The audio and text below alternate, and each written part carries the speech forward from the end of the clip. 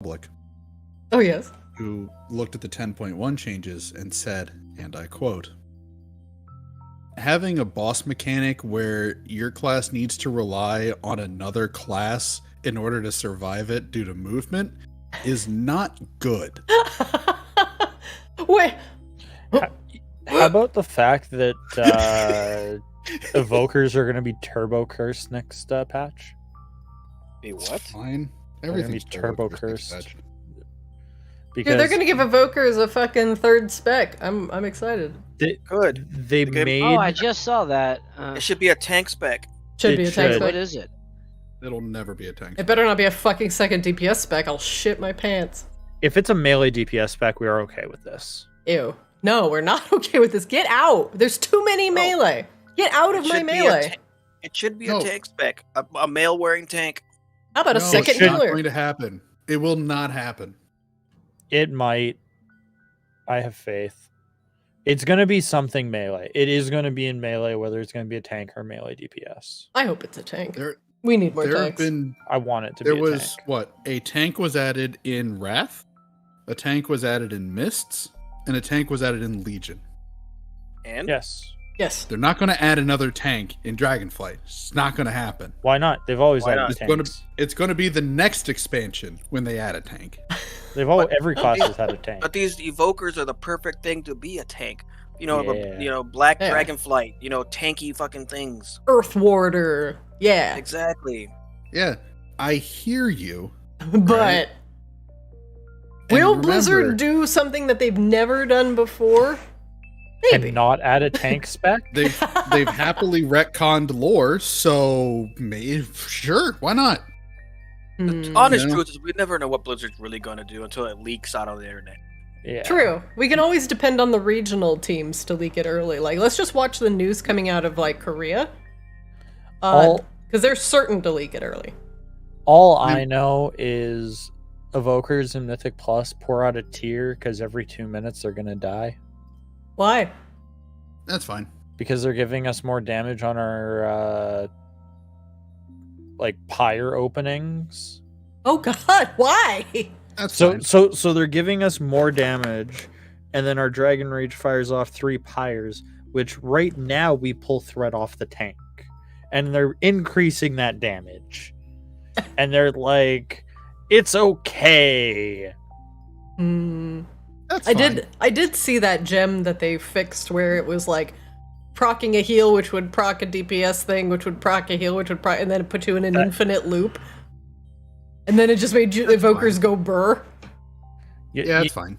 You know what they really need to do for Evoker, and I'm championing this one, and I hope you all can champion it with me.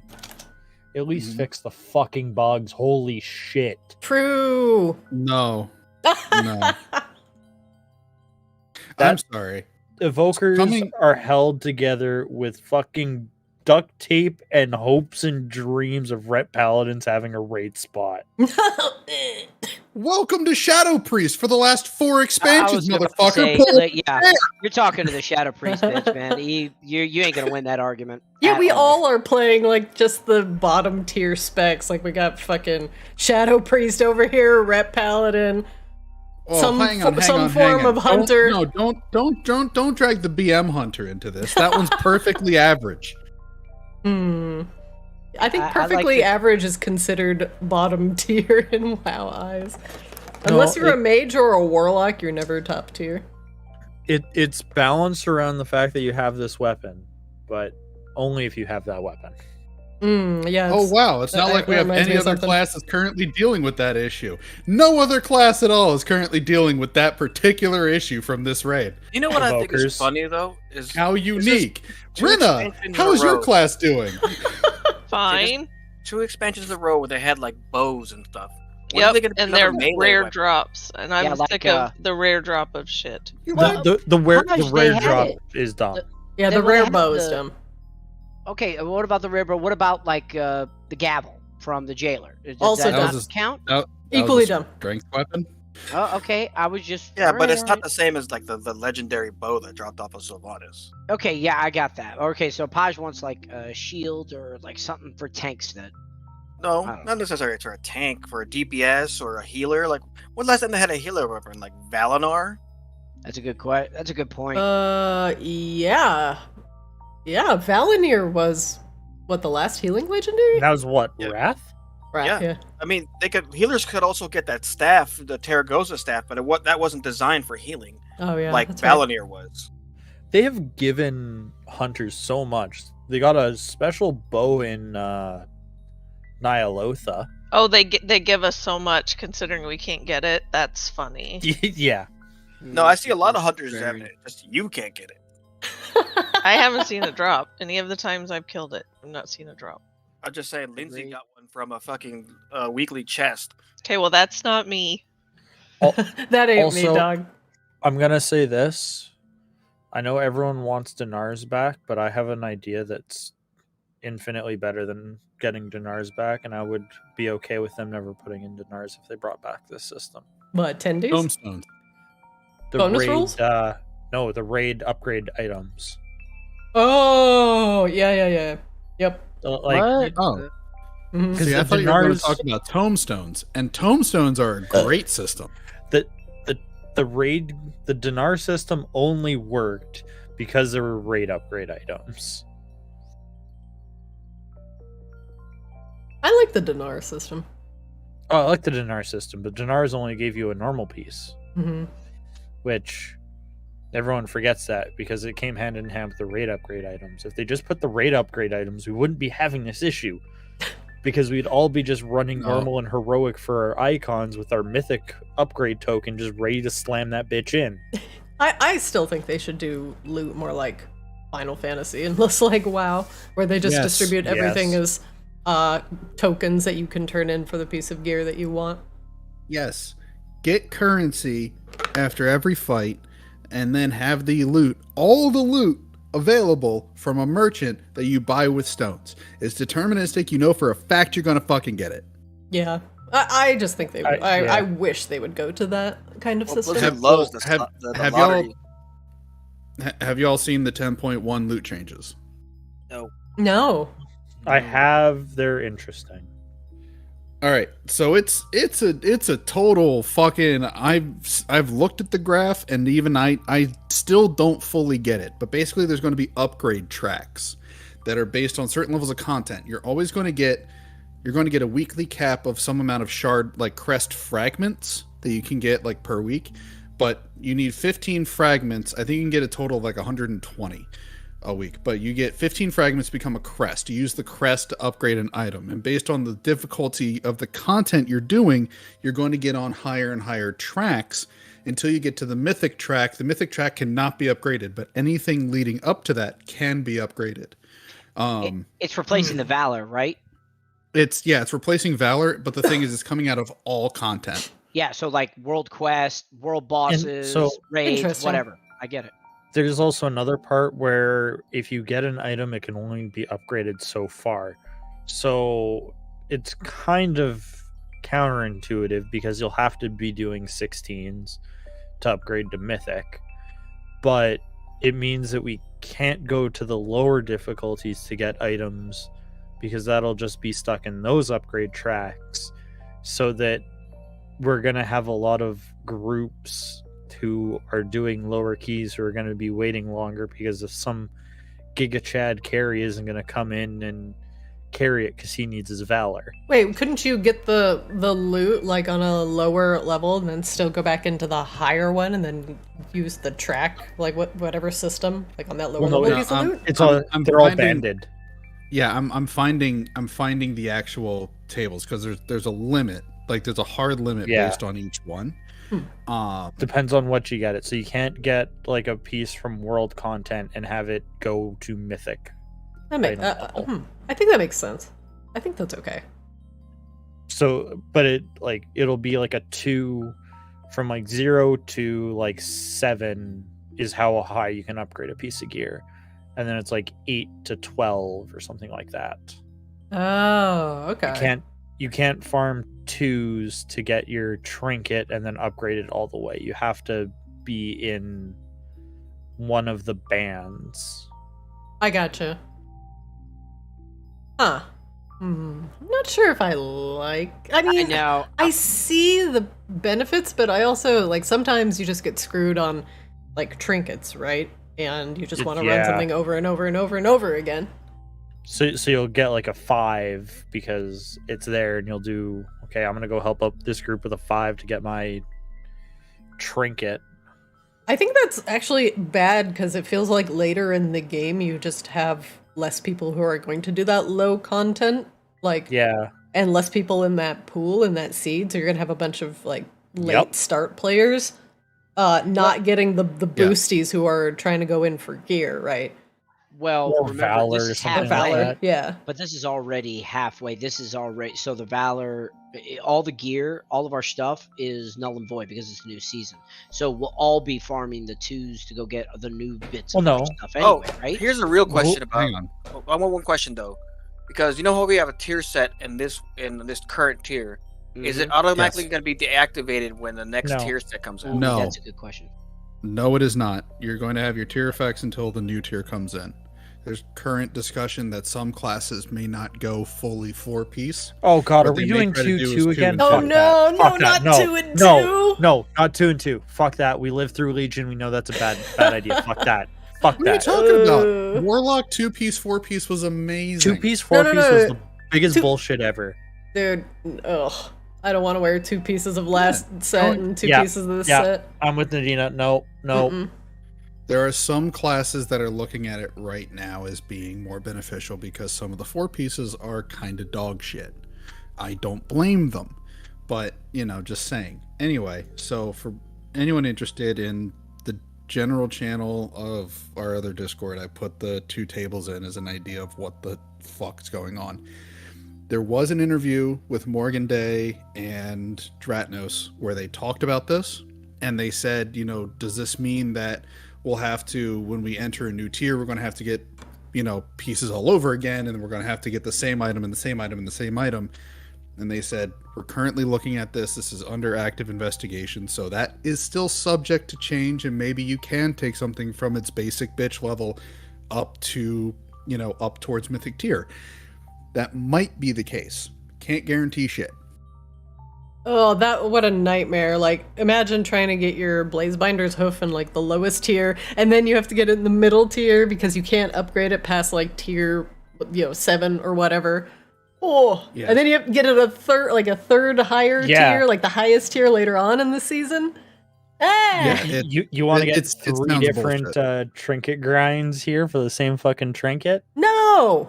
No, No. not at all. And like that's where this kind of comes into play. Their idea was they wanted an easy way that once you had your gear, you could have a better way of upgrading it, so that you could get into higher content, and then you get the rewards from the higher content to then further, to upgrade further and further.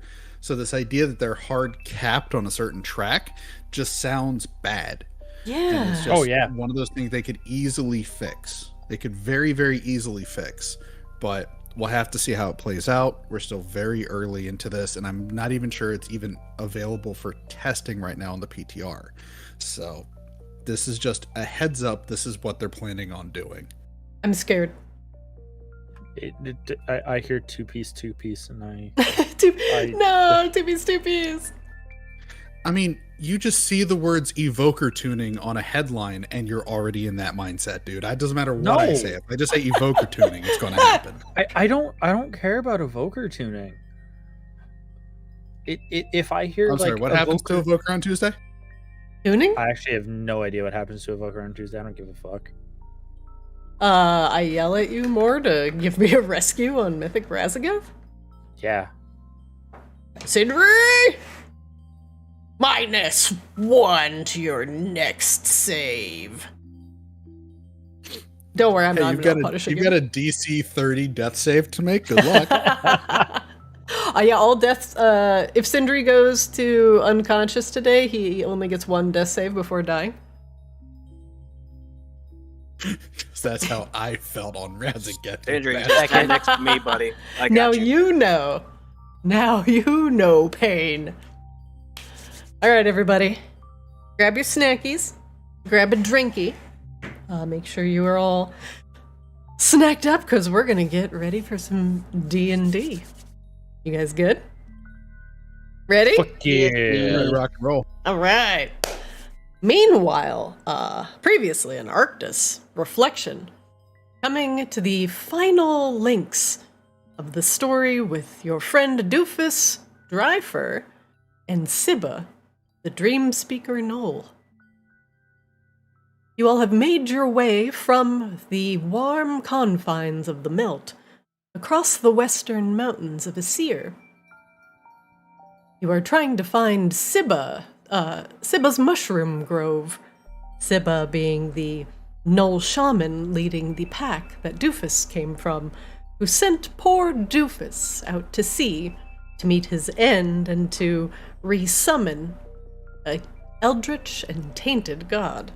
But now with your new friend Doofus on your side and teaching you a little bit of hedgecraft, you all have safely made your way through the somewhat dangerous Isir Mountains, passing right by a rock-chewing ogre as he went past, and with some quick thinking and some equally quick action, you all made it by unscathed. After traveling further into the shallows of Asir, you came across a curious piece of wreckage, a wagon turned over in the snow.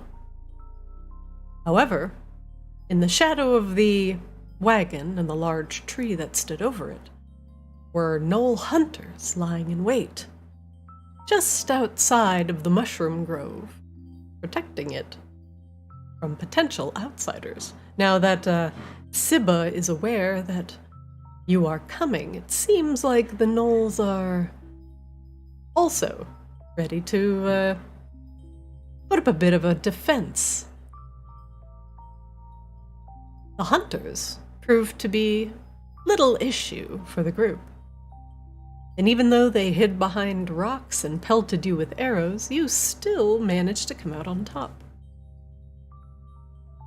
Now, as the broken bodies of the gnolls lie dead in the snow, you once again reference the crudely drawn map that was given to you by the two defector gnolls, Snowhide and Stinkhide. And the turned over cart seemed to be a marker on your map. And then you knew the mushroom grove was very, very near. The gnolls now are dead at your feet, and you have a good idea of where to go next, just based off of the crudely drawn gnoll map. Let us begin in the frozen wastes of Asir, in the dead of night. Archer gnolls bleeding in the snow. One moment, please.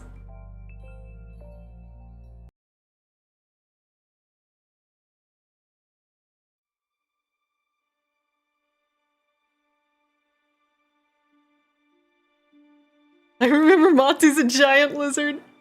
Hold on, let me set the fog of war in this scene real quick.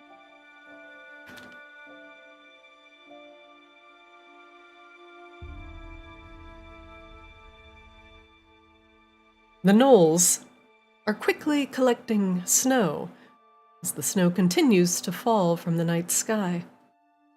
It is delightfully clear outside today, with just a little bit of snowfall coming in from the west. You hear the sound of slowly running water somewhere off in the distance, but due to the craggy and echoey nature of this small canyon, it's hard to tell where it's coming from. But you have a map. And, well, referencing it once again,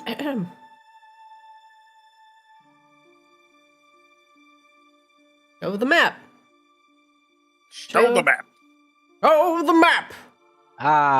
iPhone charger, Baby Yoda. Got it. So that took us a day to get here Mhm. from the. So at that rate, it should, if this map is correct, it should take us another day to get to the mushroom. Or are we Which going to would the? be pretty good time.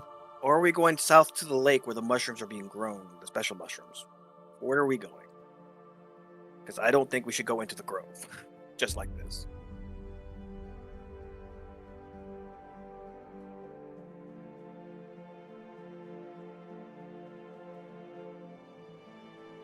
Well, that is up for you all to decide. Mumu, you are currently hidden behind a rock. Monty, you are a giant lizard. And you're getting very sleepy as your internal temperature is dropping because of the snow. Raffaella and Yim, you just put the last of the Gnoll hunters down. I think we need to take a break too, because we've been traveling nonstop for a day. Yeah, Mm. I'm tapped pretty good. So we need to find a safe spot to camp out. I'm feeling very tired. I can't keep my eyes open. In fact, it's very dark for me.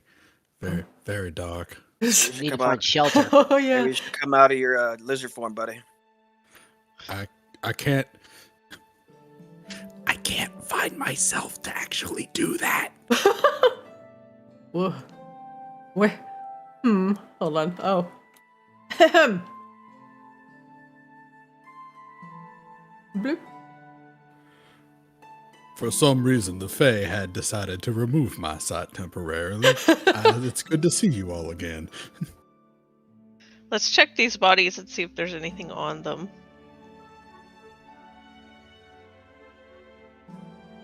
Raffaella, you rummage through the Gnoll's pockets? Yes. All right.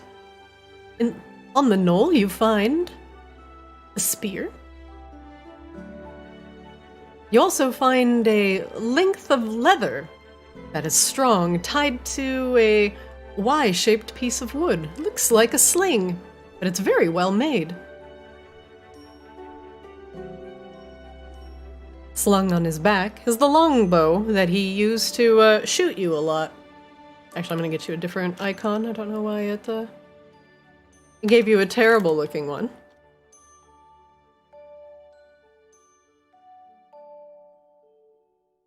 Sand drop on the ground. Okay, hold on. God damn it. The elusive bow again. Where's the bow? Or I could just be lagging.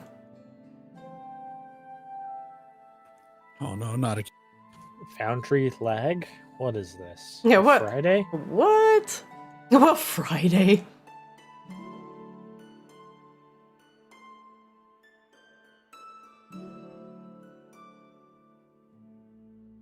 Okay, well, he also has a longbow on him. For some reason, it's not dropping on the ground.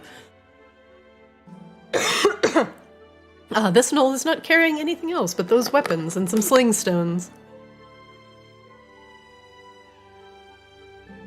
Okay, does anybody want any of this stuff? Is there any metal on that I'm- spear? Good. Eh, The spear is tipped with iron. I'm gonna take the spear. I don't need a sling.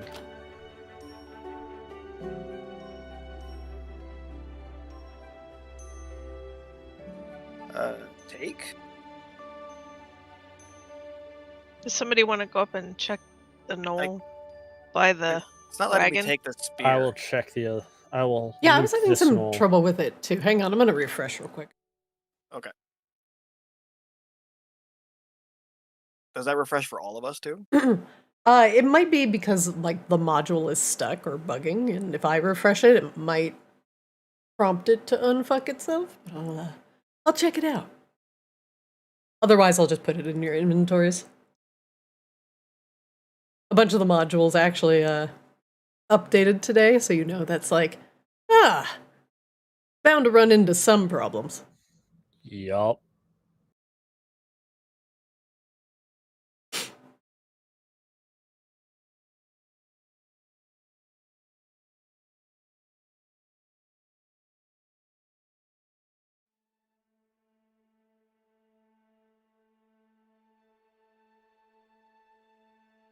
Okay, I only see the longbow now. Oh, you only see the longbow? God damn it. I picked it up. I got it. 2 spears?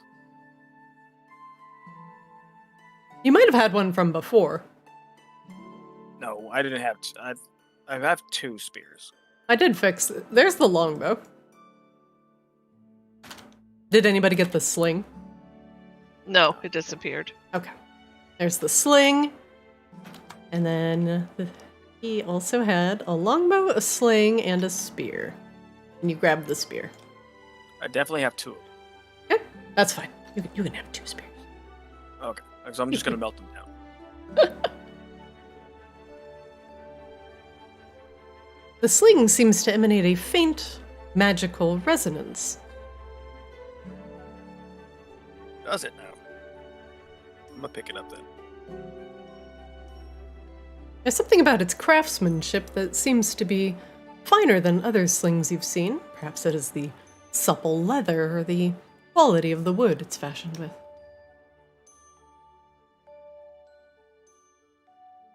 Hmm. Can we like cast? I'm looking at it. Detect something? No, it's not a detect magic spell, but there's got to be like It's I'm looking at identify, it. usually. identify. Thank you. If I'm looking at it in my inventory, it tells me what it is. Is that okay? Out of game, yes, but in character, you will not know until you cast identify on it. Okay, I don't know if anybody even has that spell. Sindri, I think You does. do. No. Or does Uh, Gim? No, I do, but I Jim think does. mine's one of those divination ones. Like I gotta. Nope. Forge clerics have identify as a spell. Yeah, no, it's divination though. What doesn't look like I gotta wait, or I can just cast it. Divination is the school of magic. Yeah, that doesn't denote how often you can cast it. But it looks like you have it. It's a first level spell, so all it would do is take up a first level spell slot. Or 10 minutes. 'cause Or it's a it- ritual spell. That is correct. You can cast it as a ritual if you decide that you would all like to take a rest. You can actually just cast it as a ritual, and you can cast it for free. Let's take a rest and let's do that. Let's first find. I a think you place need to hide do out. it before we take a rest, if I'm not mistaken. Not if I do it as a ritual. Yeah, if he does it as a ritual, he can take 10 minutes. It won't consume the spell slot, it just takes longer. Oh, gotcha. And we can still get our long rest if we decide to take a long rest. Sindri, what are you doing up there with that gnoll hunter? Looting the body. lootin' and scootin'. All right. As you rustle through his pockets, you too find on his person a sharpened spear, as well as a longbow. God damn it! Stop with the shitty longbow. But also, you find a small vial of green ichor. Can I do an arcana check to see if there's a faint magical aura of this ichor? Yeah, make me an arcana check. Guidance.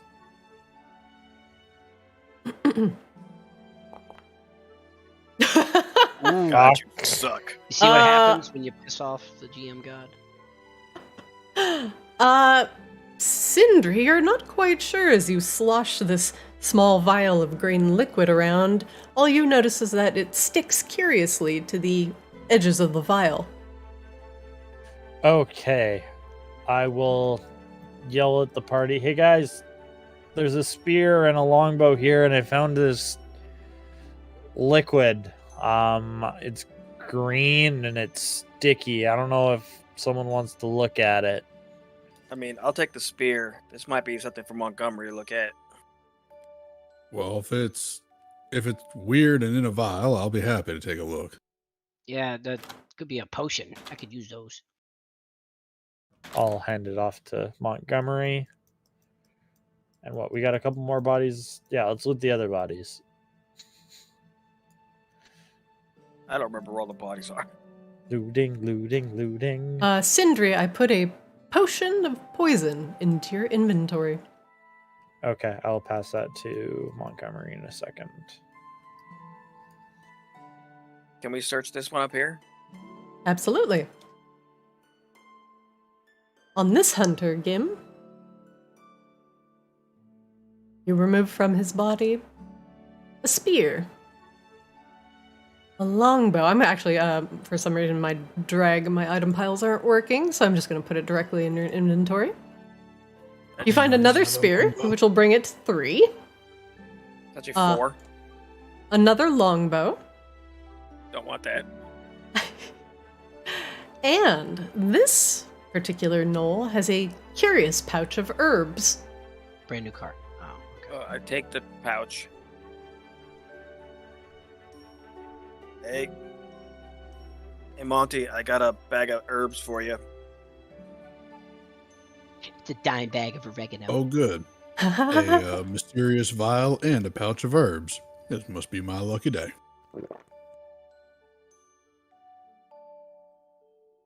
How can you give an item to somebody? Yeah, I don't see the pouch in my bag.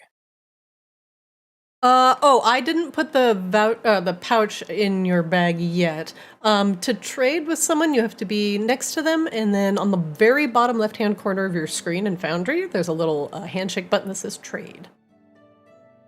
It's in the players tab. Yeah, I found it. Gim, I'd like for you to roll me a 1d10. Let's see what kind of herbs you find. All right.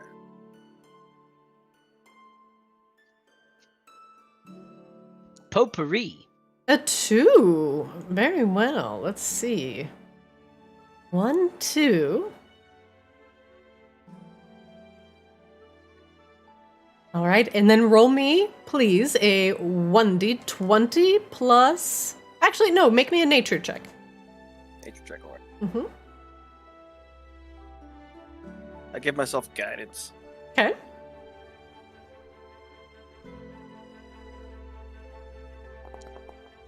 Ooh, a 20. That'll get you on the very rare chart. Second one on that one.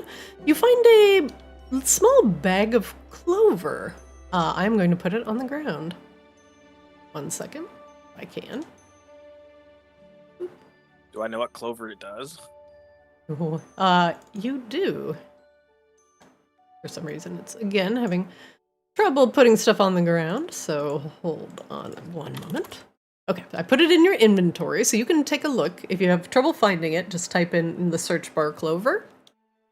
But this particular bag of clover is actually quite rare and is usually only kept on a person for good luck. Oh, and how ironic that it is St. Patrick's Day. Oh. Yeah. I thought you did that deliberately. I really didn't. I didn't. I looked at a fucking chart. Normally, as Doofus has told you, this type of clover is only usually found near fairy circles or mushroom circles, or even places where major magical events have happened, or even at the end of rainbows. Now, typically, the clover grows low to the ground in 3s or 4s. And the flowers are small and spiky and typically white, purple, or yellow. Now, so as an action, you can put this clover into a pouch of copper or silver, but it can't be more than 99 copper or 99 silver, and then you roll a d100. If you roll a number higher than the amount of coins in the pouch, the number of coins in your pouch doubles. If your roll is 100, the number of coins doubles and each piece changes into gold. If you roll a 1, all of the coins in that pouch are destroyed, and a fairy from the same plane learns of your failed attempt and takes an interest in you, and the clover is destroyed. I'm looking more at the ceremony board. Risk it for the biscuit. Okay, so that's just the minor ward. That's what you can use as an action to get an immediate effect.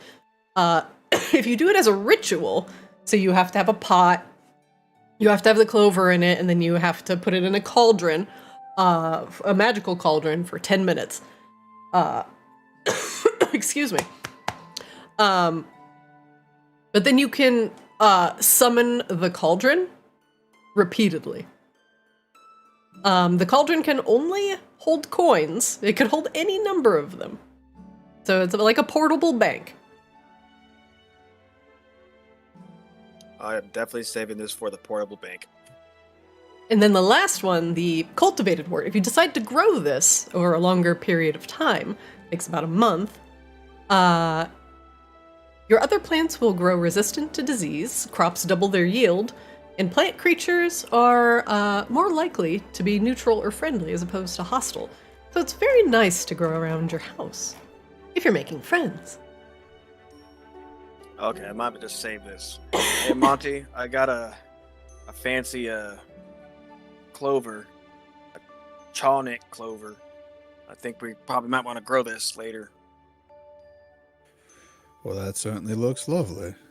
It's very rare to come across something along these lines. I wonder why this gnoll had this thing, because he was the first one to die. Not so lucky, is he? Could very much perhaps be the best luck of the options available to him. True, he did have a quick death. Mumu, that last hunter you're next to, has the following: a spear, a longbow, a sharpened dagger, and a very, very nice looking short bow. I'm going to put that all in your inventory. Okay. There's the spear. There's the longbow. Another dagger. And the short bow. The short bow is very well balanced. The string is taut and strong. And it feels really, really good in the hand. You also find 16 arrows. Cool. Toothpicks. I like it. Y'all want one of these cool little bows? This one's got a little twang in it. I do not, but I'll take that dagger and spear to melt down later. Alright. Need to figure out how to give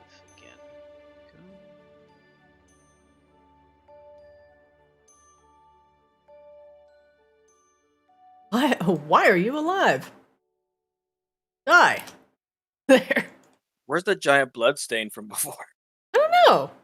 I wonder if that module's broken.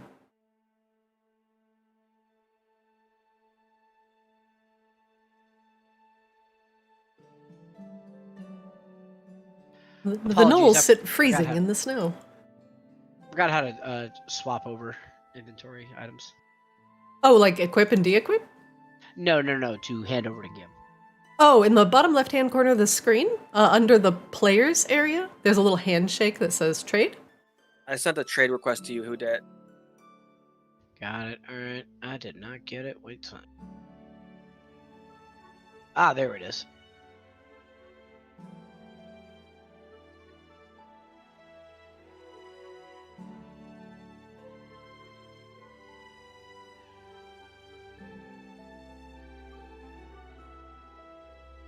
Amumu and Gim, are you handing items to each other? Yes. Raffaella, Montgomery, and Sindri, what are you all doing as Amumu and Gim shuffle around their inventories? I was going to go try to make my way back to the horses and see what state they're in. Alright. I'm giving you this healing potion, Amumu. Save it for an emergency. On the other side of the small cliff, the horses appear nervous, as they've been smelling the gnolls and the blood, but they're still tied to the cart, so they can't really go anywhere. Yeah, we should probably get back on the cart. Find a place to stay for the night. I am going to... Can I pick up they're a little anxious? They are definitely visibly anxious. They're pawing at the ground and snorting, looking around with ears held high. Horse noises. Amumu, where you at? Damn it. Concerned horse noises. I thought I could calm emotions them, but I can't. Montgomery, you take the reins. Make me an animal handling check. Sure, there's no way this can go wrong. Guidance. Oh, he rolled. Too late. But he's still good. He's still good. Montgomery with a calm word and a flick of the reins. The horses pay attention to you, and you usher them along. Where are you going? I believe we're going to continue down our road. We need to get to our destination before we run out of time and visible light. The horses are a bit loath to continue in the darkness. Light.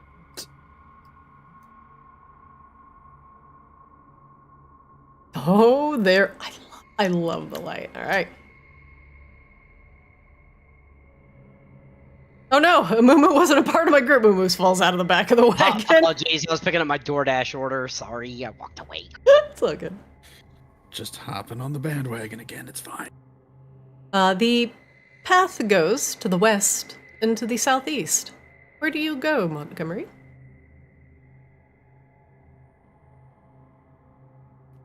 Does anyone remember exactly what the map says we should do at this point? Definitely need to go west. I agree. East it is. Northwest. It's either southwest or northwest, because southwest has that lake and northwest has the gnoll home. But we just need to find a place to camp out for the night. We need some rest.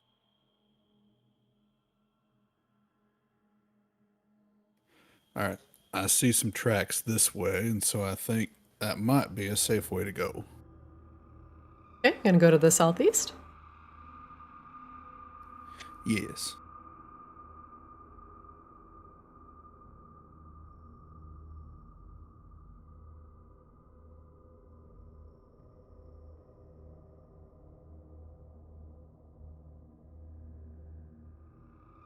All right. Do you continue going this way?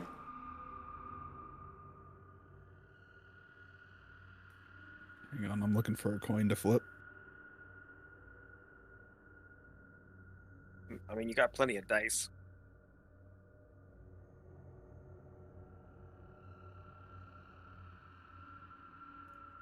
Because we wanna go northwest. But I don't. Yes, we go this way. We also want to rest because we Yeah. don't want to charge the mushroom yet.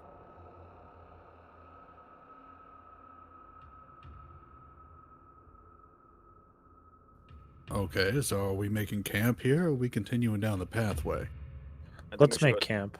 I think we should go pathway first and then find someone better. Yeah, than we here. need shelter more. It's a little chilly. My nipples could cut glass. I mean, we can camp here in the middle of the road, but I don't think that's a good idea. Onward! Second.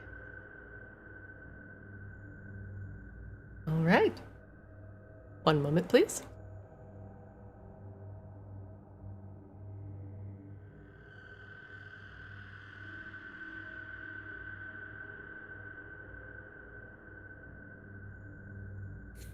If we die, this is a vote by committee. I hold no responsibility.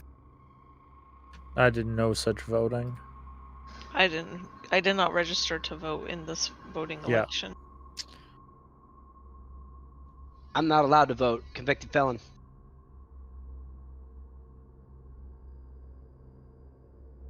So are we trying to decide between down or right? No, we're going. We're still going. Yeah, but which way? Where we are now. There's The way the card is. Oh, straight? Okay. a little door on the map. You see it? I know, but there's 2 doors. There are actually a few doors. Yeah, there's more over there, but there's 2 that I can see right this minute. Life has many doors, Ed boy.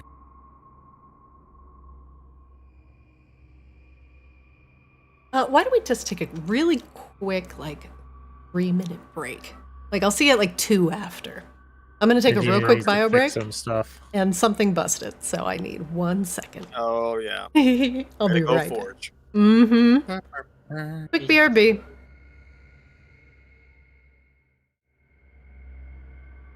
He's fixed! No. She's fixed. Hoot. Oh, goodness. Man, we went from snowy to something else real fucking fast. As you rumble down the path to the southeast a little bit, you notice the drop in the elevation, and you also notice some steam bubbling up from the mountains. And Amumu, you don't need a nature check to tell that under these mountains generally runs geothermic hot springs where you can soak your frozen bones, and in places where the hot springs run close to the surface of the ground is warmer and the snow is allowed to melt. As you come to the crossroads here, you notice the change in temperature. Even as you put your hand up, it's cooler as you put your hand up and slightly warmer as you put it down towards the ground. It's even warm enough where giant mushrooms have grown here, tall and hardy fungus that are built for the cold.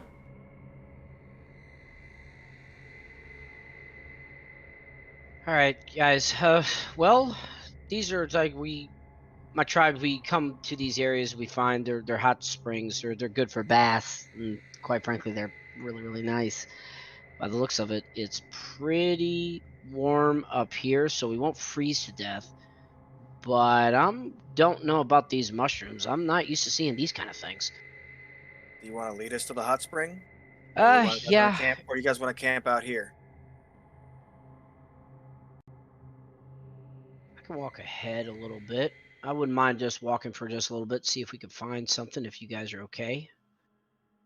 Yeah, I would like to look just a little bit further. Lead the way. All right. Let's see. I grab the reins. Okay. don't Montgomery, even you are ask. muscled Just out of the feel way in lieu for Amumu. Amumu, make me an animal handling check. Guidance. There we go.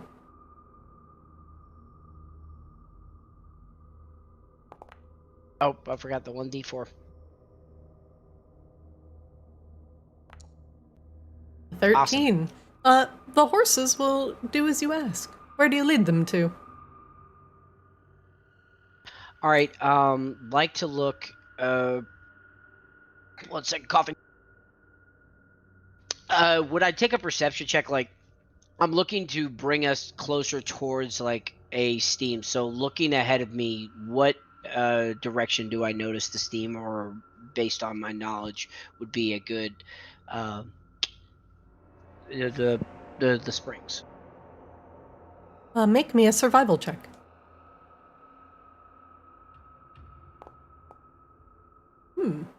Oh yeah. With that survival check, Mumu, you can go by not just sight, but smell, as these springs will put off a strong sulfury smell. But as you lift your nose and look around, all you see are the tiny bits of steam coming from fissures in the ground. There may not be a pool in this area if the spring runs underneath the ground in rivulets. But you can smell it. Alright, there's a spring around here, guys. I just don't know where, but all the steam coming out of the ground is a result of, all the water from underneath. But at least it's keeping us warm. So, I'll continue us down in this general direction. Okay. You spur the horses into action. And you come to the center of the crossroads. Where do you go? Keep on going. Well, I see, guys, we've got a fork up ahead. So, what are we thinking? You're supposed to be leading us, Mumu. We're taking your advice on this. All right, fine. They're giant mushrooms, man. We ain't got these back home. But you know what? Let's go this way. We're gonna go to the fork and see if we can see down the path. Which way? Moo. We're gonna go forward just to the fork right here, and just so we can see down a little bit farther. Sure, the western path snakes back up into the mountains slightly, and on a much more westernly direction. It does not go back up to the north where you came from. The south, since you have gone south, the southern path continues to the south, and you notice that the snow begins to collect again, just in your line of sight. So the underground springs are probably not running further on. Alright. Okay, guys, so we continue on. This is kind of like our own area. If we go forward, they're not going to continue. But if we head, I believe, this direction, if I read that right, we'll be in a lot better spot. All right, let's lead the way, Moo. Let's go. I would move the horses.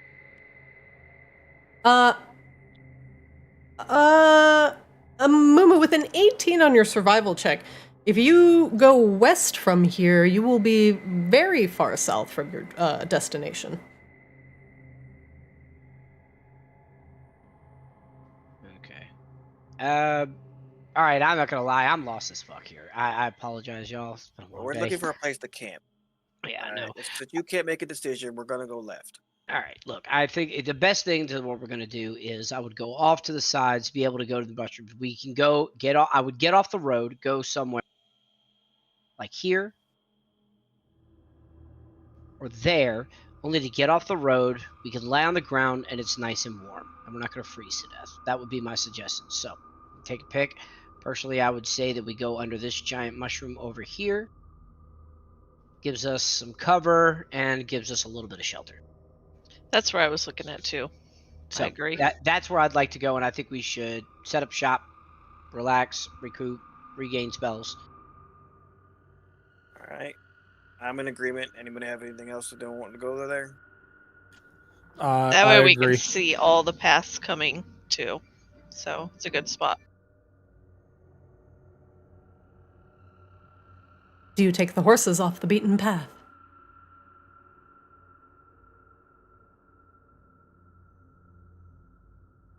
Are you asking, or I am. Where would you like to go? Oh. And where would you like to make your camp? Let's see. Hold on. I can't click the map. I would say like right here in this clearance, south of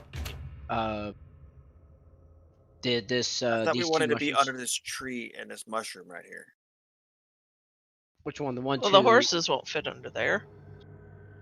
I mean, this is a tree, right? The mushroom is about, I would say 7 feet up. It could definitely fit a moo and the horses underneath. Okay. Yeah, we could tie it to the mushrooms. Yeah. Just- I specifically call out a moo because he is your largest party member. Yes.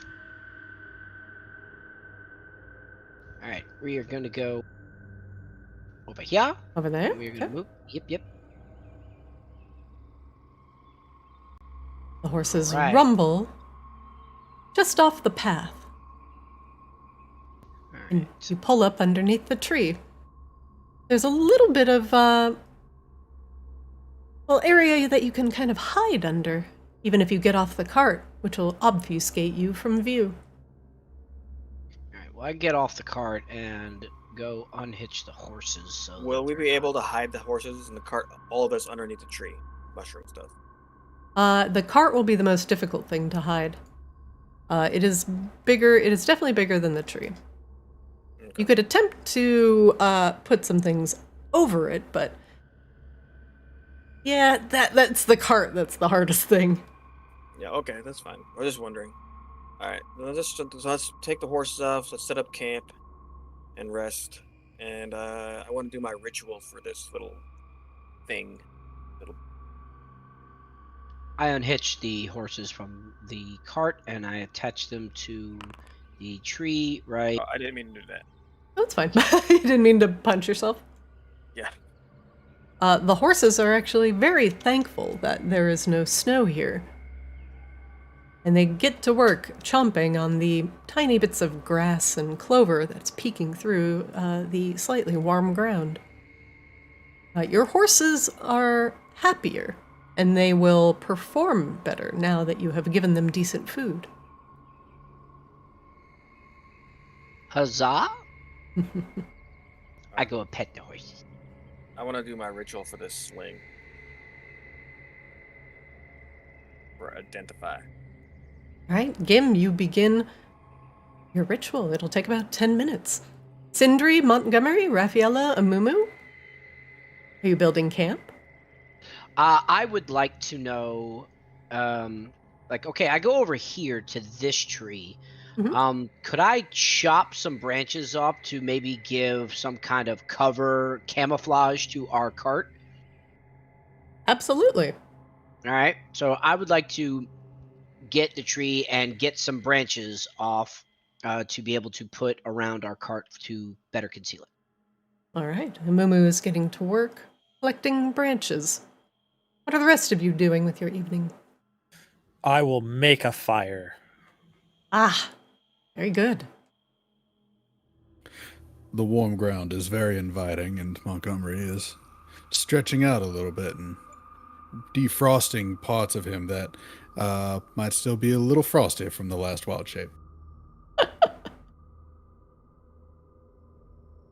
Moment. Little fire going here.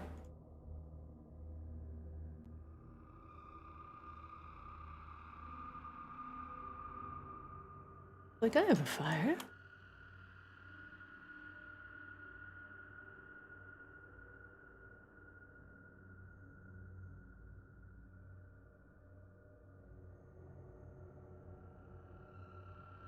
Sindri, you very easily get some fire going.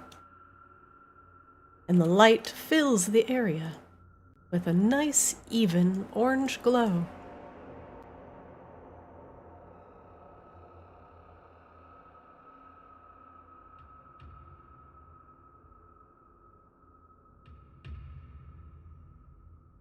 Amumu, make me a stealth check, please. I'm beauty and she's grace. Amumu, you find some thin sticks and you lay them up against the cart. Beautiful. They'll never know. Not your best work there, Mumu. Wait. It's Purple camouflage. Lord. It's wood on wood. How can they tell? Sneak. Yes, sneak. What are you doing over there, you elf? Wait, look, man, it's obviously wood. The wood matches wood, obviously, and yeah, I don't know how to camouflage. After about 10 minutes of Amumu attempting to camouflage the cart and Gim casting a ritualistic identify on the sling, you notice that the sling is more accurate than the others, and just due to its craftsmanship, it will hit the target slightly more often than a normal sling. The sling +1 will give you +1 attack and +1 to your damage. Anybody good with a sling? I'm not terrible, but I've got better options. Raffy? Monty? I say you hold on to it in case we need some sort of distraction. I mean, that's what I got my tool for, but I'll hold on to it. If you're looking to offload it, I'll carry it. Can't say that I'll use it much. Yeah, I mean, if no one's gonna use it, I can hold it. I can carry lots. I just wanted to see if anybody wanted it, but I don't plan to use it.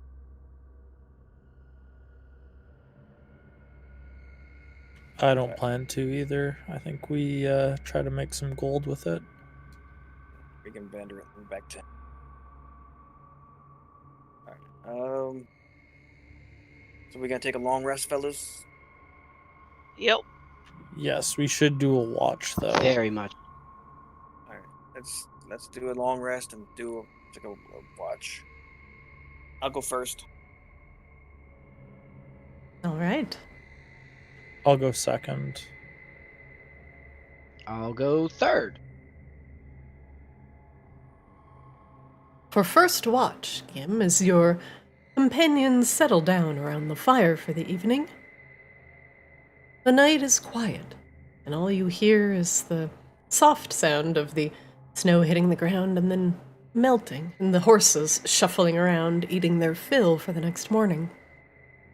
You are on a crossroads and just off a beaten path, So anybody that wanders by may be curious as to what these adventurers are doing.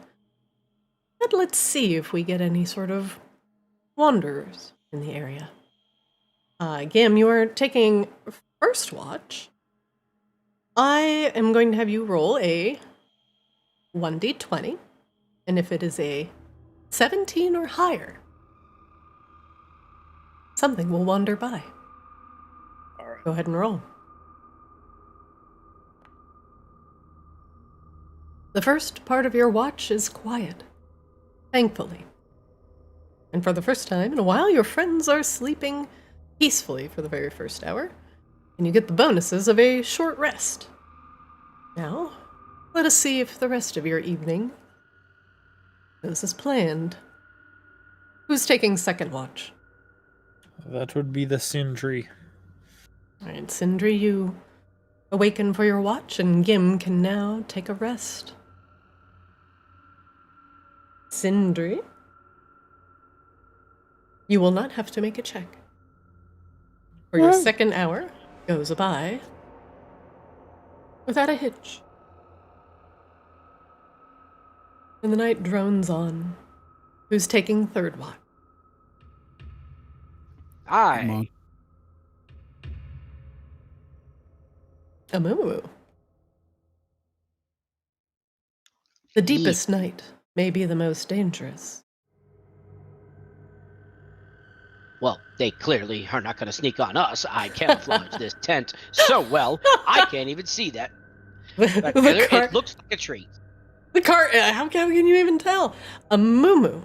Roll me a 1d20 if it's a 16 or higher. You may get a wandering encounter. Oh, for the love of fucking God. Ah, the dead of night. And something is brought over here. Something lured by the comfort of a warm fire, or perhaps the food you are simmering in order to ease your rumbling stomachs.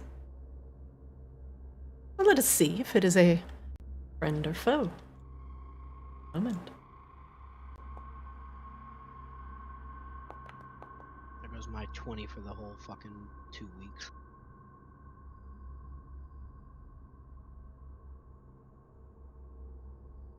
One moment, please.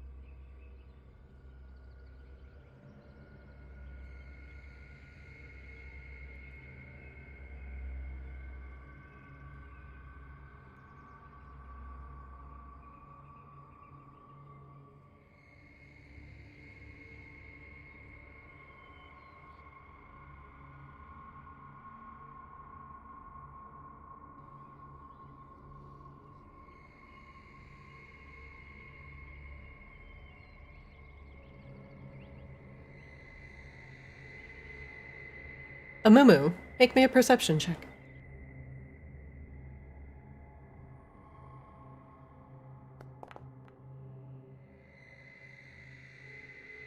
You're snapped out of your reverie as you hear the crunching of footsteps on the earth coming from the east. The soft sound of voices joins the chorus. The voices are in common, distinctly male, and are talking to each other conversationally. But they stop abruptly as they seem to notice, well, either you or your camp, or perhaps the smoke and the fire, and silence falls over the mushroom forest once again. Make me a perception check. You don't have dark vision, correct? No, I do not. Oh, don't Yeah, need baby. dark vision. them aviator eyes. Except I'm retarded, so it kind of makes up. Distinctly from the east, as the voices stop, and you cannot penetrate the darkness with your pathetic Goliath eyes. Nonetheless, you tilt an ear to the soft sound of their footfalls as it creeps closer. And you can tell just by their proximity and how quiet they are that they might be up to no good. However, you cannot see them. But you know for a fact they're humanoid, and they're sentient, and they can speak common, and they're male. Raffy, guys, get up. Got somebody coming.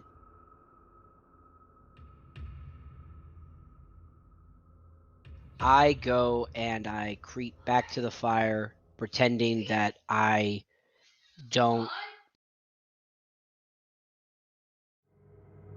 What?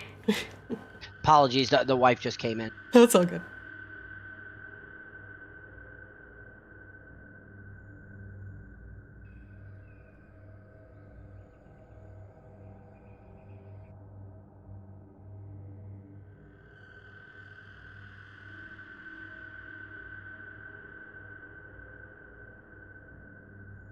Really sorry, y'all. Okay, I go over to the group and I am going to like slowly wake them up, but I am not going to pretend. I'm going to pretend that I do not notice them in case they're watching me, because I'm trying not to give it up that we know that they're there. Make me a deception check.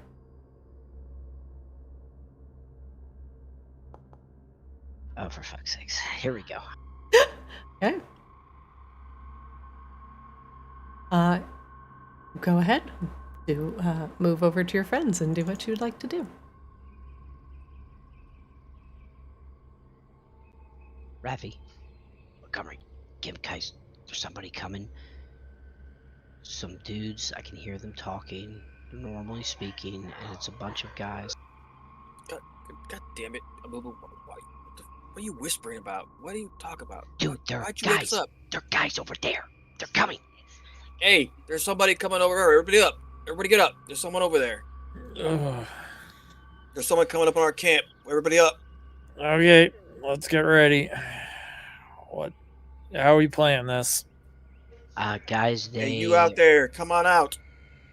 Oh, we doing that. Okay. Yeah, fuck it.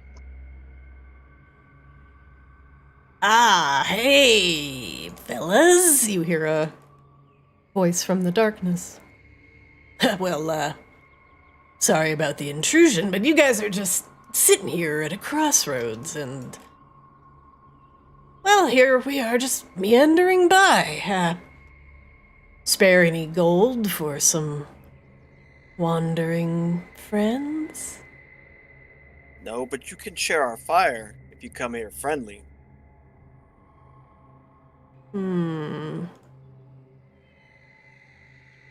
What you got over there? Anything for trade? You guys merchants? Might be. No. Well, what does it matter to who we are? We're just travelers. Oh, We'll share yeah. our fire.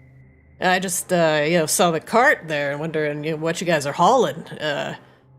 See if you need an escort. The next town. No, we got it covered. It's good. Yeah, we're not going to the next town. We're on different business. Right. Well, we're just here, headed up to the north. Saw your fire. Just wanted to see if you were willing to peddle your wares, but since you got nothing to peddle, I figured, if you're gonna keep going this way, might behoove you to, flip a couple gold over here and we'll be on our way. A little toll for the roads. Gotta keep them in good condition. I don't know if you can count. There's way more of us than you, so just be chill. Right. A half man. a Goliath, a woman. Raffi, do you wanna? I'm a little still groggy from waking up, but do you want to make the dumb ones go away? I mean, we can. Listen, I figured a thoughts? meager toll of 10 gold. Per person, of course. No. Will get us on our way. It's easy, right? If No you don't trouble. get out of here right now. I'm going to count to 10, and if you're still here, I am going to bring down murders of crows upon your head. Dealt with nightmares, creatures, crazy gnolls. I am not about to be robbed on the side of the road. So you either get out of here, or you come take this money out of my cold dead hands. Gim, make me an intimidation check.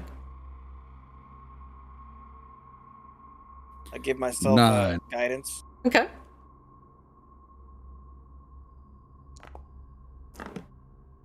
Whoa.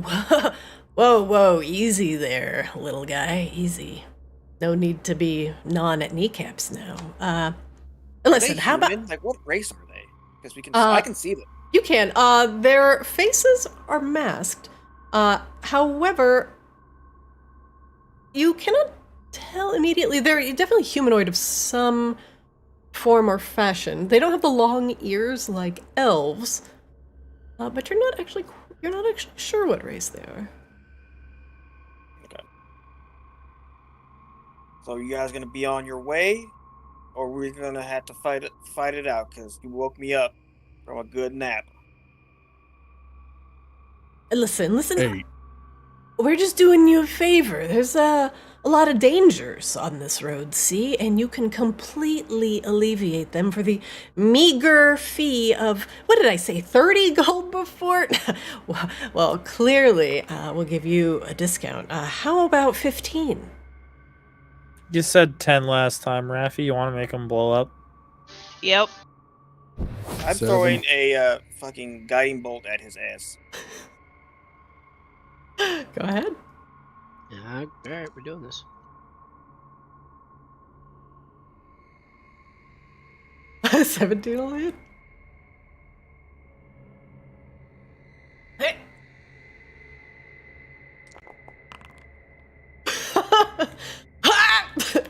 1 moment, please. As Gim loses patience and sends a guiding bolt hurtling towards the captain, it smashes him right in the chest. He grabs his chest and leans forward, his head and face mask falling off. Then you notice that this bandit is a hobgoblin. Oh, you've made a terrible mistake, my friend. Raffi? I told you, either come fighting or get out of here. I am tired of this nonsense. People on these 6. fucking mushrooms.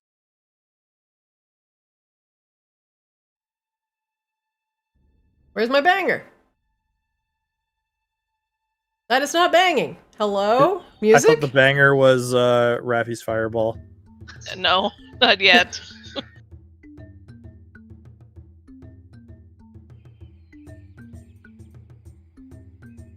All right, I'm gonna need everybody to roll initiative. Except for the draft horses, you guys are not a part of this combat. Oh, I'm sorry, I had a pause. Game paused. Yeah. Sorry about that. And not the card. I just rolled initiative. Is it like frozen? And or I guess I'll have to do it again because I didn't. You Yeah, have it to was roll, yeah, because paused. it's not in. It wasn't technically in combat. Wow, nice initiative, Kim. Well, I'm Oh. glad I already hit him once. Yeah, we'll put you at the bottom. Montgomery, roll initiative for me.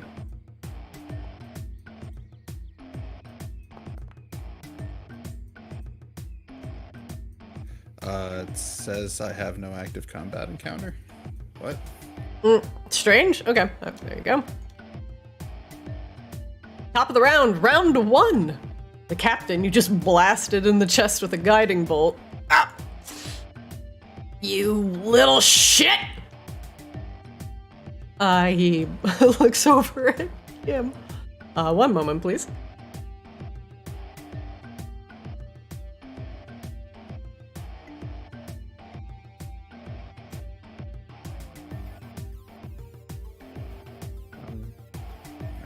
I may need to reload my page real quick. He levels a crossbow at you and fires off a couple quick shots. The first one, a glancing blow off of Gim.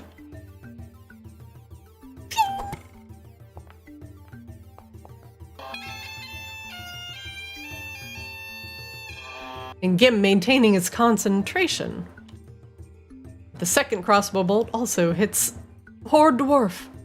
This one is a little bit more solidly than the last. Damage? Apply? Sorry about the lag today. Not sure why it's being so horribly laggy, but it's fine. It's a Friday. Oh yeah, everybody's playing. Now listen, we don't have to do this. Just hand over your gold. Let's call it 60 gold now. Goddamn son of a bitch, you're gonna pay for that. No, you're gonna pay! Montgomery, you're up. Oh, good, just in time. I just got bangers back. All right, Montgomery has given up on giving the polite count to 10 and is now going to make good on his promise. Yeah, what are you gonna do? Turn into a crow? Oh god.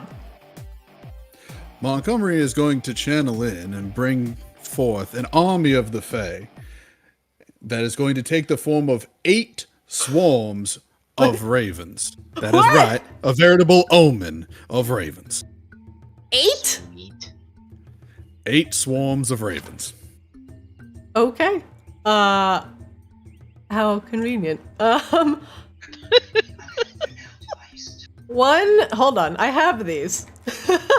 8 swarms of ravens. Okay. 1, 2, 3, 4, 5, 6, 7, and 8.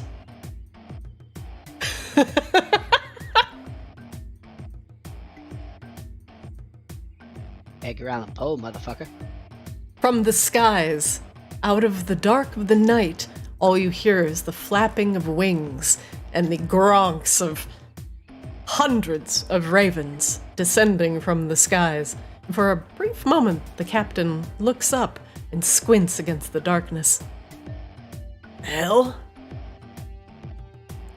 I decided I was going to be polite. I warned you I was going to bring an omen upon your heads. Now, feast upon your own consequences. Ravens, food time. Get rid of those bandits. Gronk! Ah! Ah! All of the ravens do as they're told and begin to swarm around the captain, pecking at his flesh, his eyes, and anything exposed that they can get their beaks on. Jesus Christ. Okay. Are we pecking? Yes. I believe that they all have +4 to attack and 2d6. I really am thinking of what was that hunter ability in WoW? The flock of crows where you just see the animation. Murder Just, crows? Oh Murder yeah, crows, yeah. Yeah, this is an omen of ravens. Oh my god, and they're all gonna have advantage because they have giga flanking. Oh, you know, messed up Aaron. This guy's name is Aaron. Oh, It's gonna be AA gone. Okay, it's gonna be 8 beak attacks with advantage. I don't think he's gonna survive more than a couple. Yeah, I know, and I bet Raffy's like, oh, I was gonna shoot him with the. Cause I sure hit that motherfucker for like 31.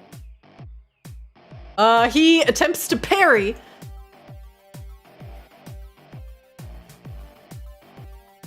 And he parries the first attack from one of the ravens. Would the beak be a melee weapon? Because It is. Yes. Okay, it's not an unarmed strike. No, no. No. Tis a beaked strike. His beak is a melee weapon. So one I misses. tried. He's got 7 to go. Because he can only I've got parry time. once. He can only parry once. Second attack. They're feeling Misses. quite peckish. Third attack. He's gonna hit. And the pecking begins. Fourth attack. Is gonna hit. For 9 piercing. Fifth attack. Advantage. That's gonna hit. For 6 damage. Sixth attack. Okay, a 21 is gonna hit. Peck, peck, peck, peck, peck. Seventh attack. Let's see. Seventh attack. I'm scrolling. Yep. Oh, it literally says it right there. Advantage. Gonna hit. 6 piercing. Last attack. Gonna miss. The man is almost completely gone. There is a massive amount of ravens swarming his form, and those of you without dark vision, all you see is the darkness swarming and curling around on itself, flapping in the night. There's just a din of and then the screaming of the bandit leader. Ah, God! Get him Gotta off! hurt. Get him off! Visible wounds and blood begin to ooze from his reddish skin. He still has a guiding bolt on him, right? Oh, he does. He does. Oh, wait, no. It would have been gone with the first attack. But the first attack did have advantage, so it doesn't double advantage. So it is gone. Next up in combat is Raffaella. Okay, I want to do insight check on the captain real quick. Go ahead. What would you like to know? I want to know how much health he doesn't have. That is a very good question. The man is on the verge of death, bleeding out from multiple gaping, beak-sized wounds. Okay, I think I'm gonna try this spell out. What? Experimental Raphael. I like how Raffaella just has Toll the Dead. Like, Yeah. when did you become a cleric? All right, target your preferred target. Fire away. He will make a wisdom save. What? Crit succeeds. No damage on the save. No, I can't. He can't seem to hear anything amongst the sound of the swarming ravens. He tries to beat them away, and as you try to toll his death, he is completely unaffected. And that was the last time Raffaella ever cast Guiding Bolt. Or excuse me, Toll the Dead. All the dead. Eldritch Blast only. Yeah, I Instead didn't want to of do going my like fireball. I because would've ravens. fireballed. I didn't want to hurt the ravens. They're too valuable. Raffaella, anything else you'd like to do with your round? No. Poor Raffaella. The saver sucks. Are not very good when they suck. Sindri, Nope. you're up. I'm going to do an insight check. What would you like to know? Can I know his intelligence save? Yes. He saves at a +2. Okay. I am thinking.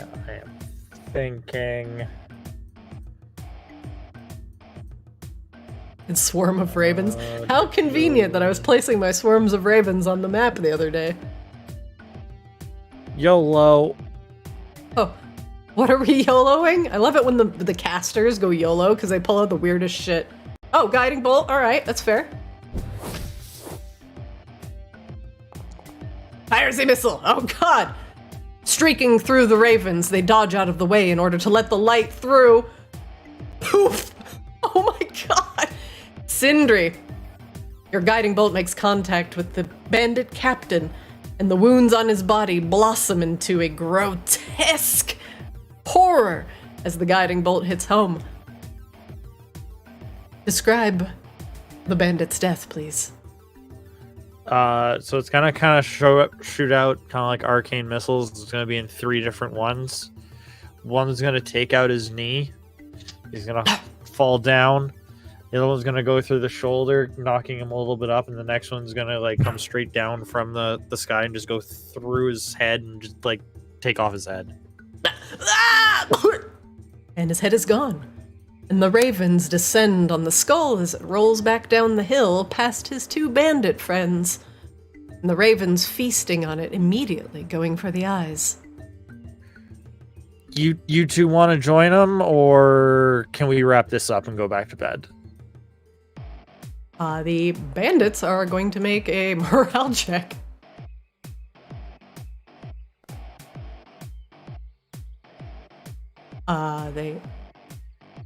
They look at each other.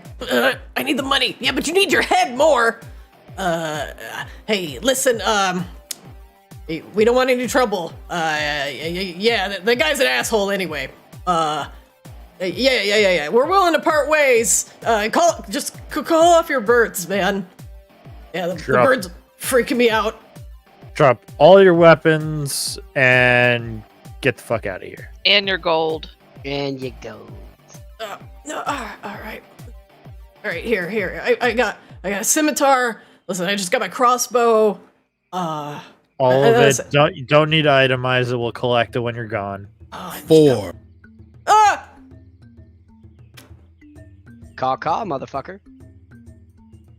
The bandits leave.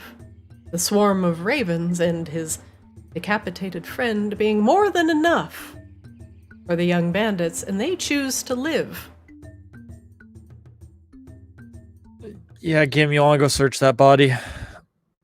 Yeah, I search his body and spit on his head. Nice. As Gim approaches the ravens, they look up, take flight, and immediately dissipate into a mist of fairy magic. I jump back in absolute horror of those things, like, scared. Like, that scared the shit out of me. The ravens are gone, and only the beak impaled and now eyeless captain head remains. The hobgoblin's slightly pointed red ears hidden under his bandana, and only his eyeballs showing under his mask. But now you see his reddish skin is covered with scars. He's lived a difficult life. Has now ended.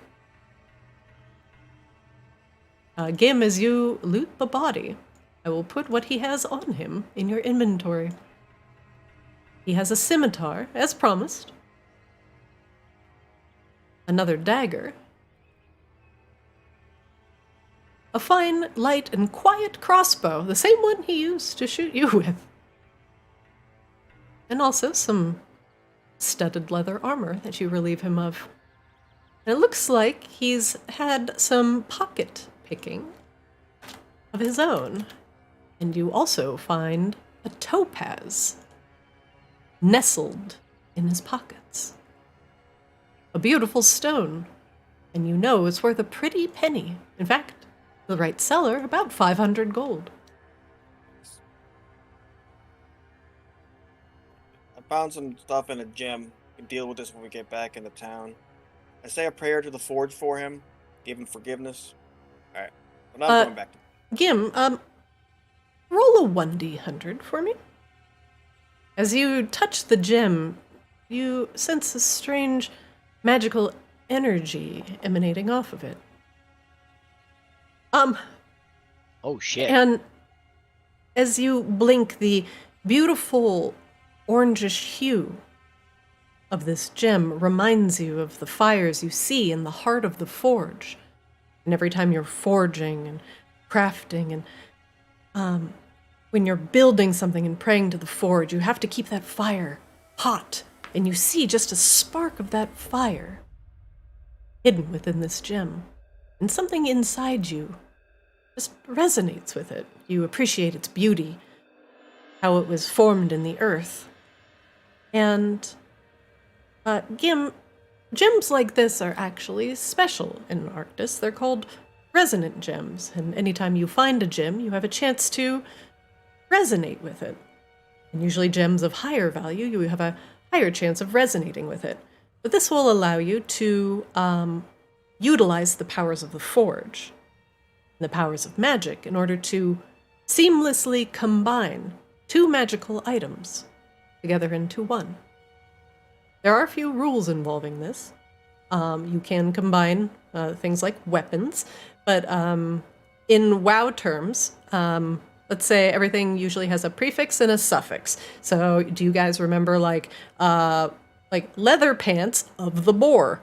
And you remember of the boar is like stamina and or like con or whatever it is. And like strength, of the right? monkey, of the Beaver gazelle. flare. Yeah. Exactly. Yeah. So it's kind of something similar in Arctis. There are prefixes, so you can have like a flaming short sword. Flaming would be your prefix. And then the short sword would be the weapon that you can apply it to. So you can have a prefix, the weapon. It can have a modifier, so like +1, +2, +3. So I can add this to my Warhammer. You can combine your Warhammer with another magical item that you have. But my Warhammer isn't a magical item. That's fine. You can make it into a magical Warhammer of... you can just combine it with another magical item and it gains its properties. But it can only have one prefix, one suffix, one score, and then one material. So it can be a flaming silver short sword +3 of the boar or whatever. But it's like prefix, material, weapon, modifier, and then suffix. So, but a resonant gem will only give you one of those things, and you have to combine it with a weapon you already have. You're basically melting them down and then combining them into one. There's also another thing you can do with resonant gems, which is modify spells. This is something Sindri is going to be very interested in, is that you can take any one spell that you have and you can permanently modify it with one meta magic affix. And that can be a meta magic affix from both the starter rules and from the Tome of Heroes set, which has extra meta magic in it. So that means... I'm sorry? Oh, I didn't know there's additional meta magics. Yeah, so those are available in Arctis as well, but your available meta magic, you can permanently make a spell quickened, you can permanently make it silenced, you permanently make it careful, so it doesn't hit your allies. That's something that Akashaba did in the other game. He made a careful fireball, so it only hits enemies in its radius.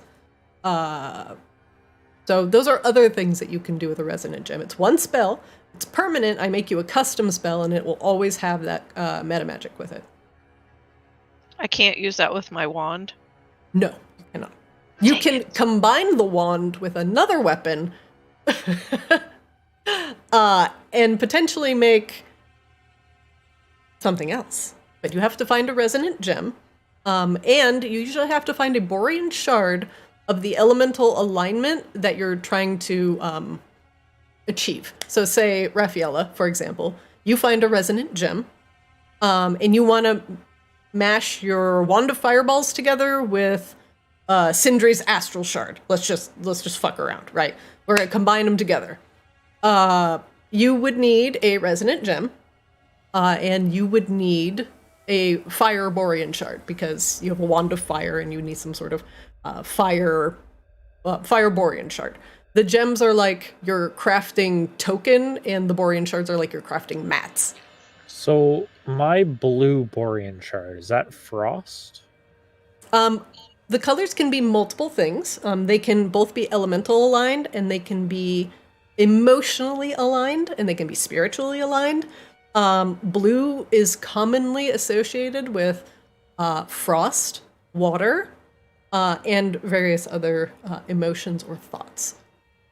So this gem is now attuned to me because Yes. I picked it up? Yes. So now that you're attuned to it, it's soulbound to you. Now anybody could sell it. Obviously, you sell it for face value, 500 gold, and that's totally fine. But now that this is soulbound to you, you can combine 2 magical items. Now, if you do find other gems that have resonancy, you can pass them around, and everybody gets a chance to see if they resonate. And if they don't resonate with anybody, then that's pretty much so it. if I had rolled shitty, Yes. then I could have passed it to someone else to try to roll on it? Yes. Okay. Oh god, I know exactly what I want to do with one of those. I'm an asshole. So I gotta figure out what to do with this thing. While you figure that out, Montgomery's going to go to sleep. Yeah, I'm going to bed too. I'm already passed out. All right. Get back into your camp, Gim, as you return to camp and begin mulling over your new discovery. You've heard of these resonant gems before in the deep mountains where you're from, and the dwarves call them different things, but you understand that at least over mountain, they like to refer them as resonancy. Dwarves like to refer to them as echoing gems or simply echo shards. I want to figure out what to add this to.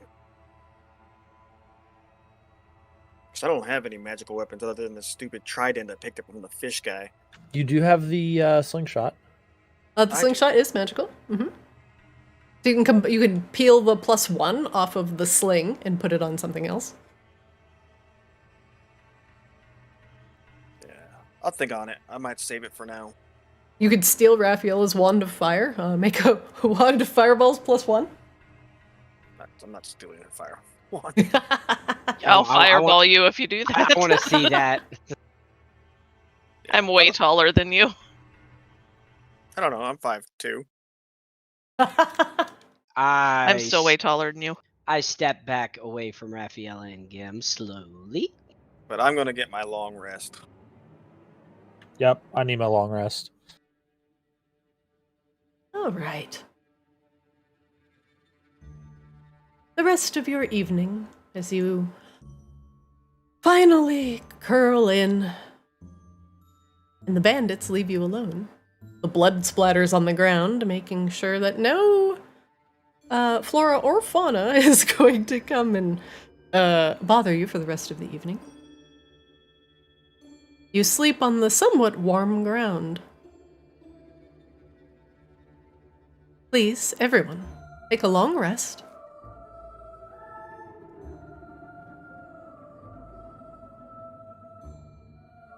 And even your horses are refreshed. For the rest of the evening goes by without consequence.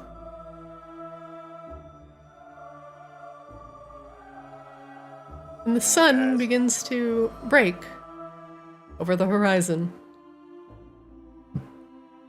The clouds are thicker today,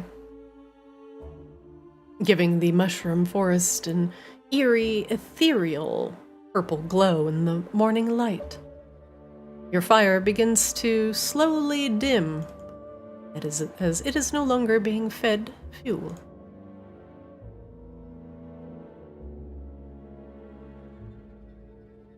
Alright guys, how's everybody feeling? Better. A whole hell of a lot better. Scared of the menagerie of pets that apparently Montgomery has available. We've seen lizards, bees, crows. I'm waiting for a giant pit of snakes. Raven, not crows. Oh, okay. While they seem the same, they are very different. Oh, yeah. You know what they seem the same? They seem the same of pecking that guy's fucking eyes out. That's what they seem to be the same. We gave him an option to leave amicably. He chose not to. And so I found the swiftest way to resolve our conflict. Do you have a problem with how I handled that? No. I helped. I think everyone helped except for you, Amumu. Just because you had to run out there if you didn't. I would throw this mushroom, and I was too busy camouflaging the cart. Fuck y'all. It's all right. All right, let's hitch up the horses. Horses. And where we want to go? We going back north? Yeah, let's I think we should get this over with. All right. I grab both the horses and hitch them up to the cart. Right. The horses, content and fed, are easily hitched back up to the cart. Right, Chuck. Yeah, this one is marshmallow, and this one is bubble gum. It's a good. It's very good. I pet them. Okay, we got marshmallow. And we got bubblegum. You want to drive us, Monty? Sure. Sorry, I was looking through my books and figuring what nature spells I should be bringing along today. Does anybody have any spells that they would like to swap around before we continue? Also, who's putting out the fire? I thought it was burning out. Yeah, you said it was. It's slowly going out. I just want to make sure. Are you gonna? Okay, pee I'm on it. move. Okay. Hey, you asked for that. Yeah, that. God damn it! Hey, look! I needed to go. It needed to go out. Problem solved. No, this is not on you, Abubu. The She morning asked who's gonna tinkle. put it out, and she knew one of these degenerates was gonna do that. God. At least it wasn't the morning If- post coffee poop. At least we don't have to smell burning poop. If it wasn't gonna be Yet. today, it was gonna be like in 3 sessions. Wait, hold Oh. on a second. The horses are. Oh, the horses are in the back. Okay, I'm gonna need everybody to move. Marshmallow, you go up front, buddy. Okay, today the humans pull the cart and the horses are in the back.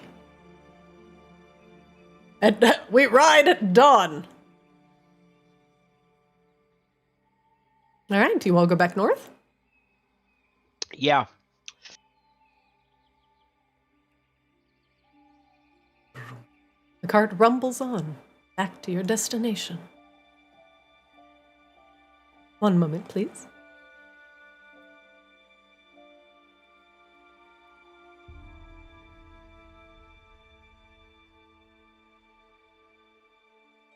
Change it to daylight here.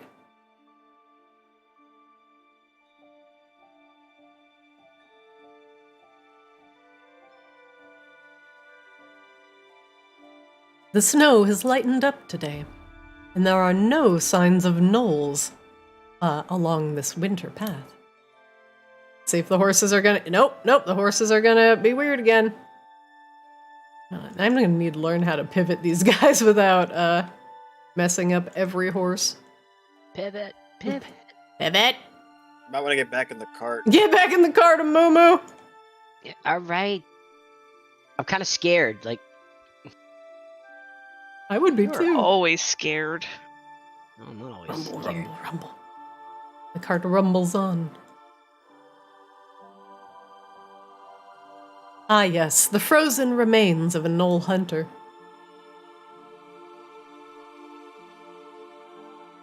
There seem to be multiple exits.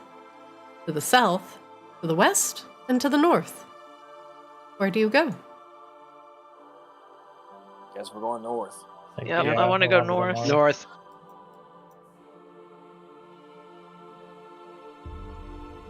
The horses strafe their asses north.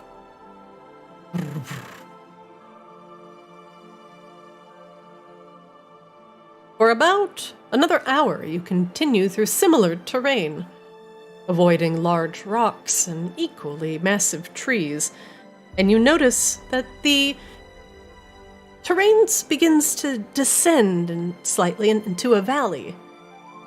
And then a little bit more, and the ground starts to soften up, becoming cold, churned mud. And, Mumu, at this point, now that the ground is no longer frozen, and you notice that the sound of water is getting much, much louder, that the cart will get stuck if you bring it directly to the grove. So it is here that you may have to leave the cart and the horses for a time, unless you wish to continue with the cart and chance it getting stuck in a frozen bog. But mushrooms as tall as a house, with thick, frozen stalks covered with snow, are right on the horizon. What do you do?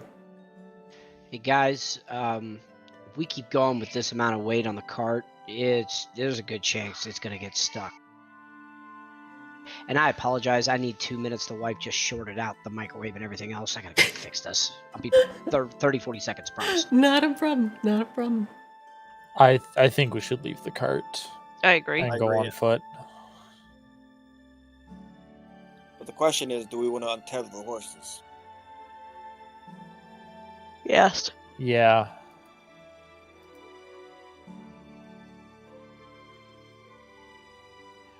All right. As Moo needs a moment, and you untether the horses, they'll probably be okay in the valley and probably won't wander off too much. They've had a full belly from eating yesterday, and there's plentiful water. It'll be good to not bring them any further, as this valley is slowly getting murkier and murkier. And the air heavier and heavier. One moment, please. We'll go to the next scene. We will take a quick bio break, and then we will continue. All right, so we'll do it. Take a fiver. Yeah, right after this. Let me just describe the next scene for you all.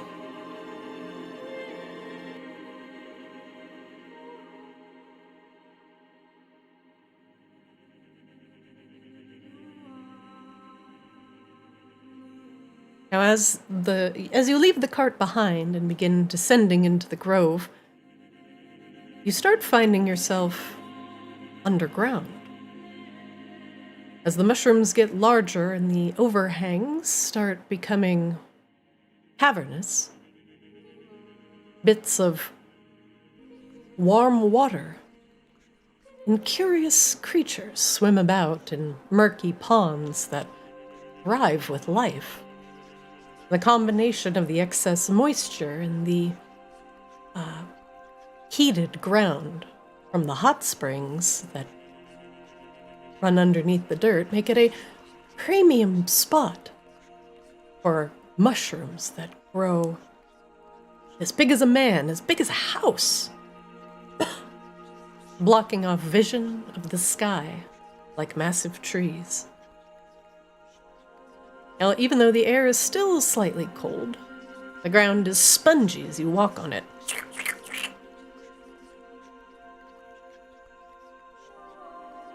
In this sheltered grove, where you can no longer see the clouds above you, are various flora that all give off a very faint fluorescent light, dimming this area and making it so you can all see without having to utilize dark vision. Beck. Now, the larger mushrooms that make up the canopy of this mushroom grove, some of them are pouring water down into the pools below, and the water is just letting off a little bit of steam as it comes in contact with the cool air. Some thorny vines can be seen further on into the grove, wavering in the wind. But what is most concerning is that in one of these warm, tepid ponds is a massive pile of bones stacked on top of each other. It could fill your cart 3 times over.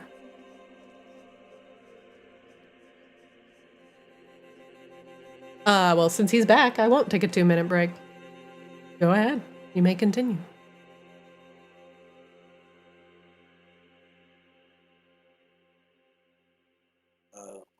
What do you think those little pod things are, guys? Don't they look like the ones? Remember giant cat and the prep table? Like, we want to avoid those. Remember? That was in the nightmare. I don't know. They look pretty. Mhm. They look familiar, as if you've seen them before. Can I do an intelligence check to see if we remember them? Go ahead.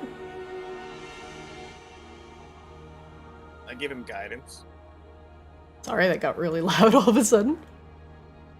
What, me? The music. Yeah, I had to turn it down. Yeah, I don't know why. I turned it down a little bit. There we go. I rolled the 10. A 10. You do remember seeing these before in the dream. They looked almost exactly the same. But other than that, you can't remember any other details about them. Other than what your, you as a player may remember. These are the ones that we walked by and they drop out stuff. Yeah, and I attacked him and had to hack him. So I'd also like to make what check would I do? What are you trying to find out?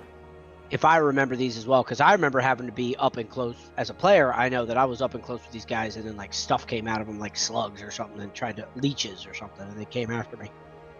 Make me a nature check.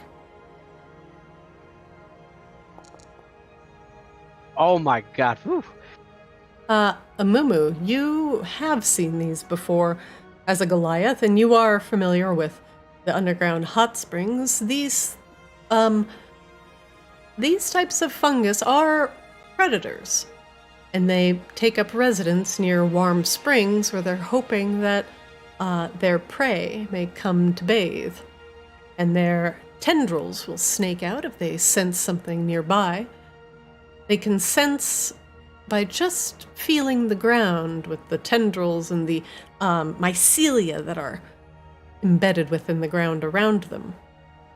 So the only way to avoid them is, well, if you could fly. But otherwise, you have to give them a very wide berth. With an 18, you know that berth to be about 30 feet. Okay.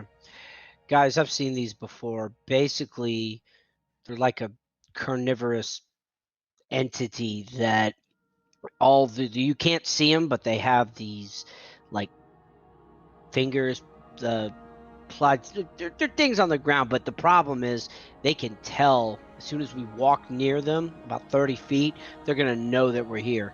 It sits there and waits for us, so we got to really steer clear of these things. Well, I don't know if we can do that. There's one just out of 30 feet. And you guys see these like tentacle things out there?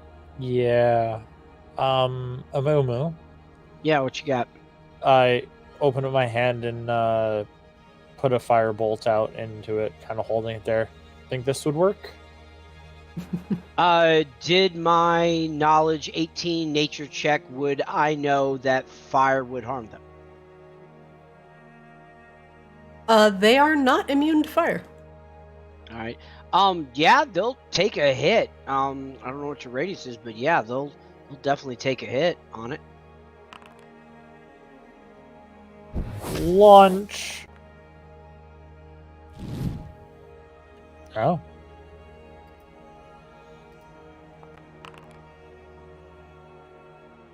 Sindri, you launch a firebolt at the fungus, and it hits the middle of it. Spores spread everywhere in a violet spray. Puff. The base of it still stands, but you've blown off most of the top. There's very little of it left, and you notice the mycelia that have been folded up within it that make up the attacking tendrils are now unfurled and wavering wildly in the air. Raffi, you want for the 1-2 punch? Yeah, I'm gonna cast a Sacred Flame on it.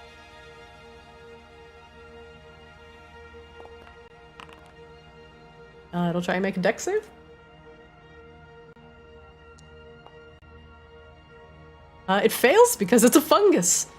And Gim, with a final word from the forge, the base of the fungus and the rest of the mycelia are engulfed in flames.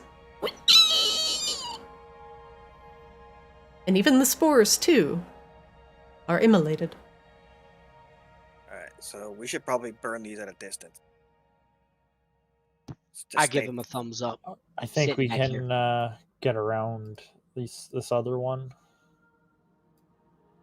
Well, probably. But I'm not sure I want to get too close to that white pentacle thing on the left. Yeah. Could I do a nature check on the tentacle thingy? Mm-hmm.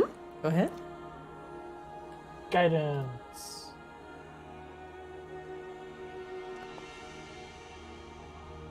Ah, very good. This strange-looking vine is called Thunderthorn, and while it is dangerous-looking, it is relatively harmless unless you get close to it, and then it will emit a shocking blast of thorns to anything within a 5-foot radius.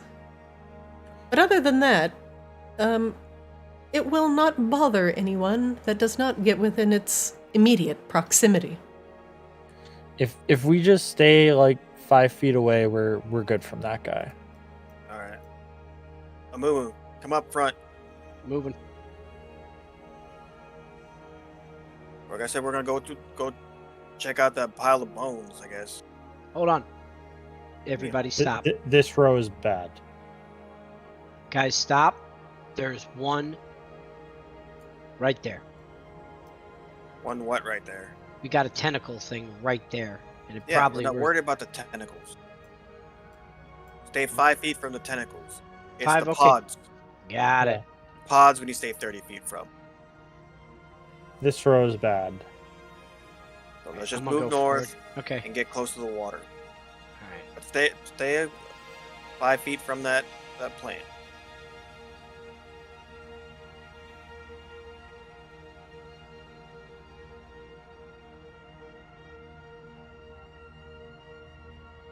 Alright. I want to. Can I do a perception check on these bones? 1 second. Amumu, you step within the fungus's radius.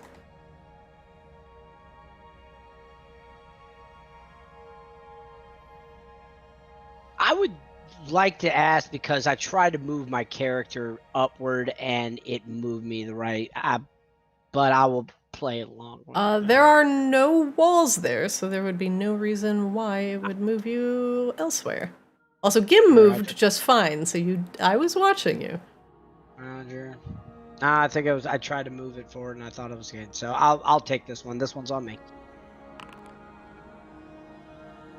The fungus's mycelia unfurls from its body, and you see purple tentacles lashing out. 1 moment, please. Oh, something is weird here.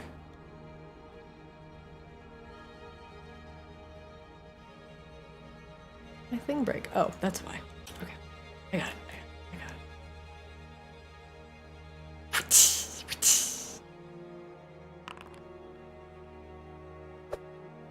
It will make 1d4 rotting touch attacks.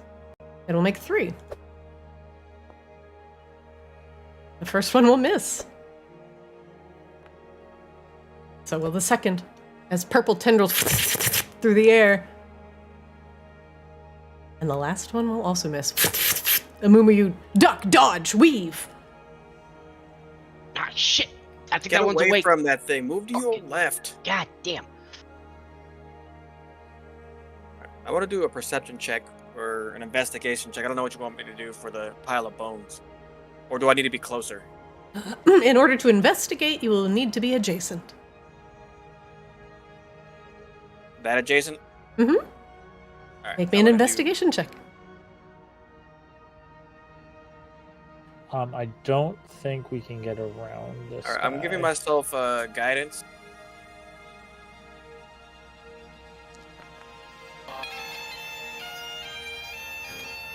Okay. Gim, as you kneel down to inspect the bones, He's not in 30 feet. he's 25 feet. Oh, yeah. It says it right there. Sorry. He's way within. Yeah. Oh, wow, you're right. The first mycelia will miss Gim.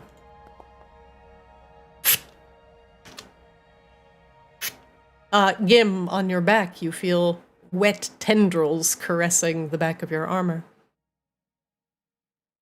You can move out of the way, potentially to safety, and then try again. Do you want to move into the bones? Fine. Let's move. I'm gonna do this. I'm trying to move.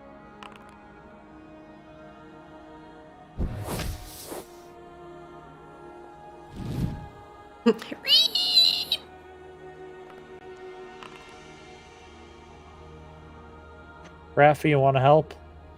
Yeah, I'll just Eldritch Blast it. I'm not using my charges right now. Oh yeah, that's why I'm just using fire bolts.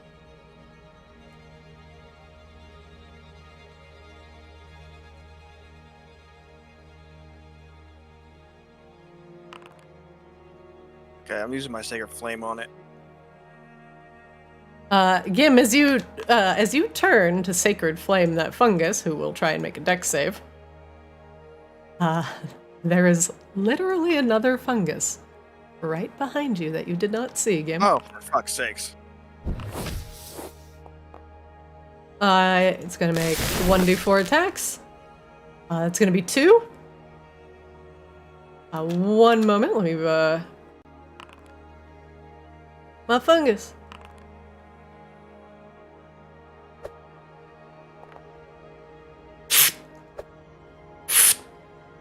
Oh, -1! I didn't even think I could do that. Another hidden fungus behind you begins to thwap at you as Sindri and Raffaella burn away the other fungi. We'll get that one. I'm not even wasting my time with these things. Oh god! Oh my god! Gim, that fungus only gets 1 round to attempt to thwap you before Sindri immediately incinerates it. Thanks, guys. Now I want to check out the bone. Or did I still have that roll on the bones? You that crit did. roll? You just got interrupted from random fungus. As you begin to sift through the bones, on one of the bony hands, you find a ring. And I'm going to put it in your inventory.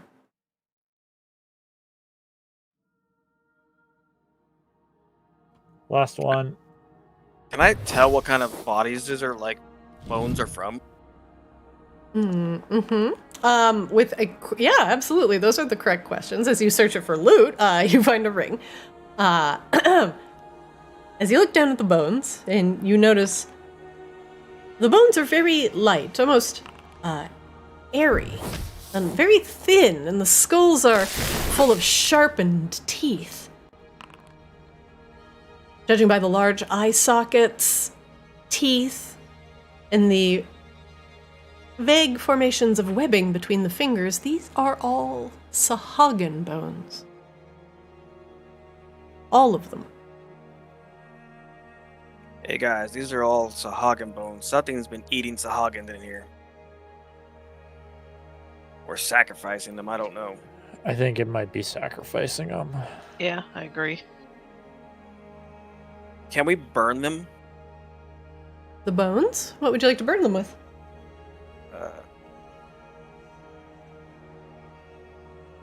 See what I have in my inventory. Anybody got any oil? I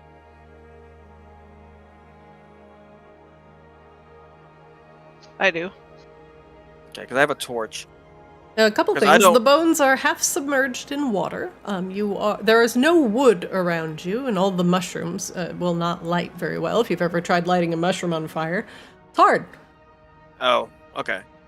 Then I want to say a prayer to the forge and try to bless the for a farewell. Yeah, give him like a burial rite. Yeah, I want to give. Yeah, that's a good phrase. Do you want to give him a burial right to the pile of bones? Sure. What do you say? Even though you are the enemies of the people of our land, no one deserves to be sacrificed the way you were. I pray that you guys find your God and peace in your death. May the forge protect your souls. Amen. Kim, you're so nice. I would have just kept walking. There is a Says the fireball lady. satisfied feeling in the air, Gim. Just you feel the approval of your god. The warmth of the forge radiates throughout your body as you stand knee deep in that tepid water. And some of the bones, at least any of the flesh that might still be remaining off of them, some of the flesh begins to float away, just in the current of the water. Maybe it's just a errant current. Maybe it's your god taking the bones back to the ocean where they rightfully belong. There's a small bit of movement, but you feel it's meaningful. I close my eyes and I thank the forge. The waterfall behind you picks up just a little bit more current.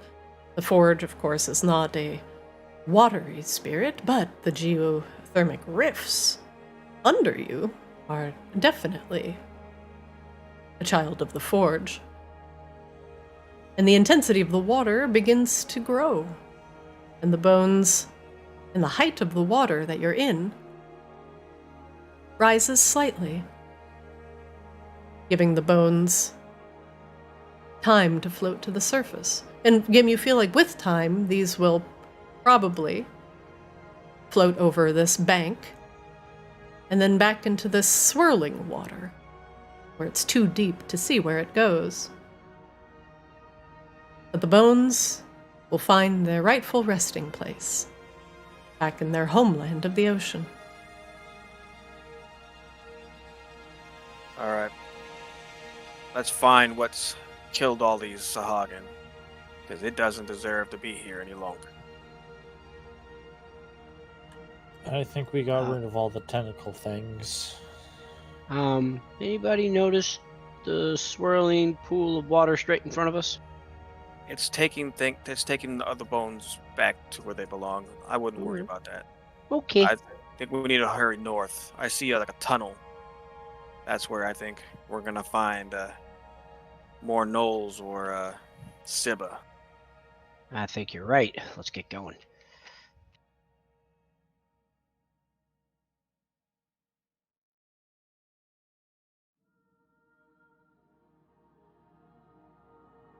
You pass by the small pond where the waterfalls are emptying their water reserves into a pool that seems to have no bottom, and a few phosphorescent fish and other small creatures of the ocean swim around in this pool magically. Montgomery, make me a nature check as you look at the pool.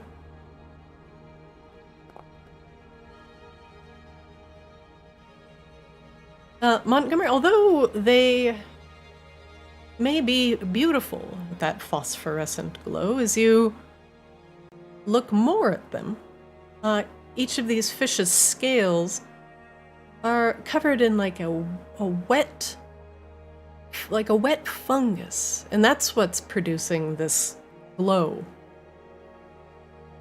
It doesn't seem to be hurting them, but these tiny sheafs of fungus and moss that are covering these fish's bodies are digging into their gills. There's just no way that these choked gills could process any oxygen. They glow beautifully, that they are essentially swimming zombies. I take a small fragment of some rations out of my bag and hold it in my hand under the water to bait one of the fish up so I could possibly catch it and better examine it. Perhaps take one with us. The speed at which the fish reacts to your presence of the food and the hand in the water is something that you would normally only see in piranha. Make me a dexterity saving throw.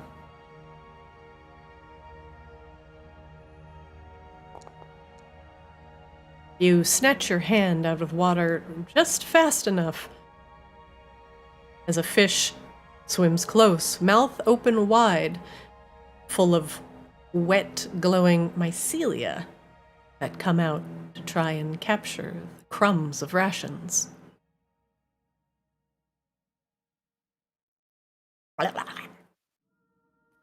I'm going to reach with my other hand and see if I can grab it behind the gills and fish it out of the water. Montgomery, make me one more dex save.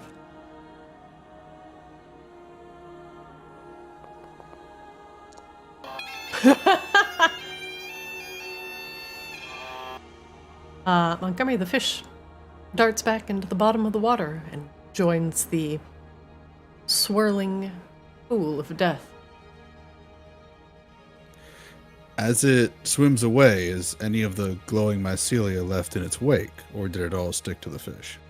It all came out of its mouth like little tentacles. Like there's a parasite buried within that is causing this. And it's just using the fish's body as a host.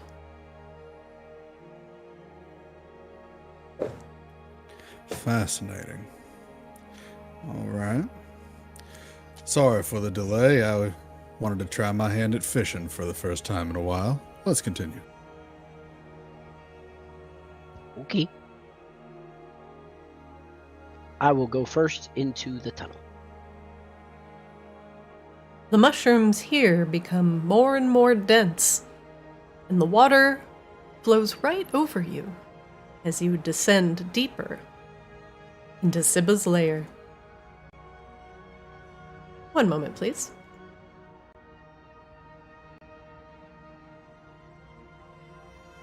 Loading. I'm missing a lad.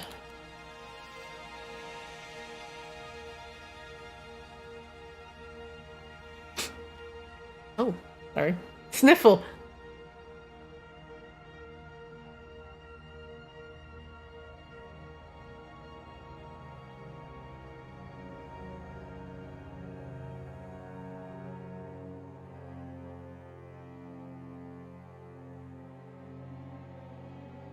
As you descend down, the cavern begins to dry out just a little, enough for you to shake off the residual water that's been collecting in your boots.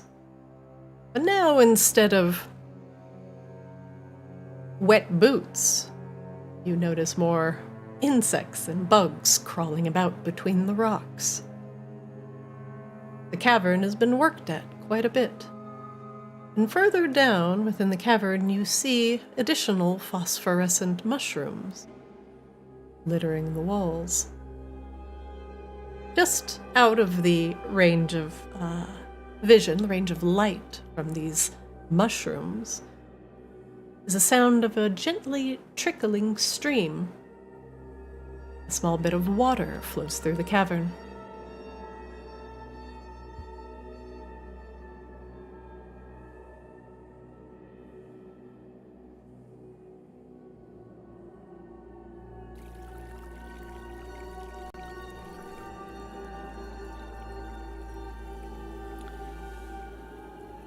Well, is anyone here afraid of little crawlies?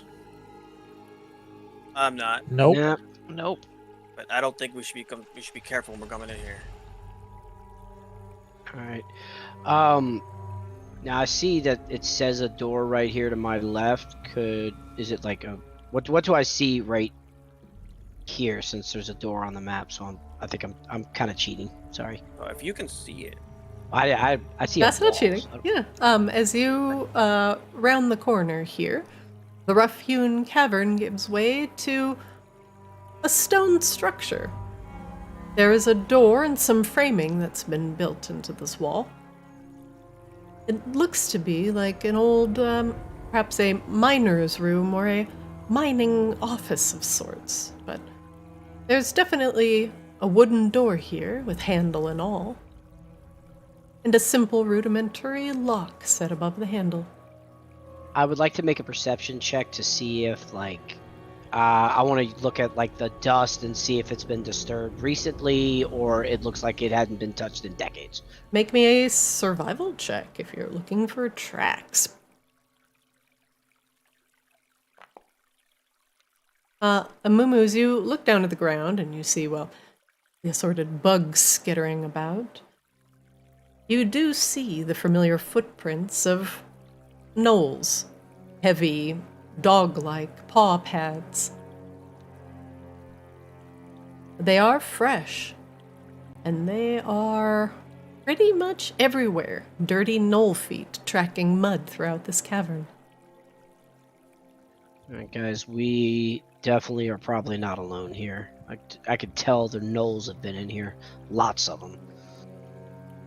Be on the lookout. I'm gonna turn off my light. If I can.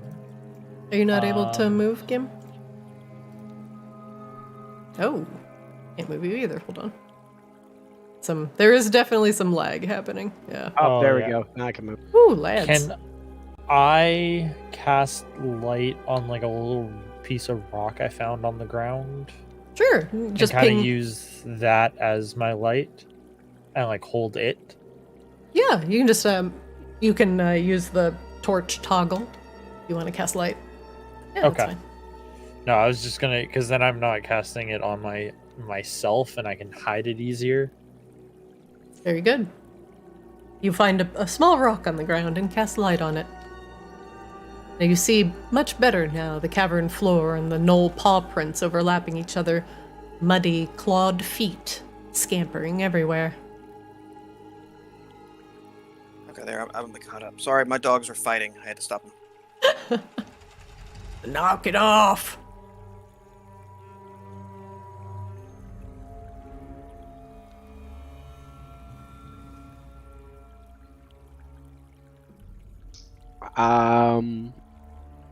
Well, fellas, did you want to kind of go check out what's in here? Are there any holes in the door? Is it like an old rickety door? Like, can we see between the boards? It is a very old door, but the only thing that's worn out has been the ground under it. Make me a perception check.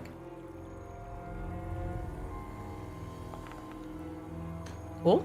Mumu, Awesome. you're Give myself wisdom. too busy looking at the door. Gim, you're closer to the ground. Let's see if you fare better. Okay, that's much better. Amumu's just too tall, but Gim, you crouch down a little bit, and you see just the faintest hint of light on the other side of that door. Do I see any feet or anything? No, the crack is not that big. All you see is the light. And it's a flickering light, like the light of a torch or a lantern, something that would need upkeep. There might be gnolls in that room, but there's something in there. There's a light flickering. Can I... Now, this might be a suspension of game mechanics, so if DM ruling, can I use my psychic powers to try to see if I can detect any thoughts in the other room? Most things you need vision for. You need Okay. to be able to see your target. I have a question. Yeah. If I throw open a door, can Raffi throw a fireball in there without even looking?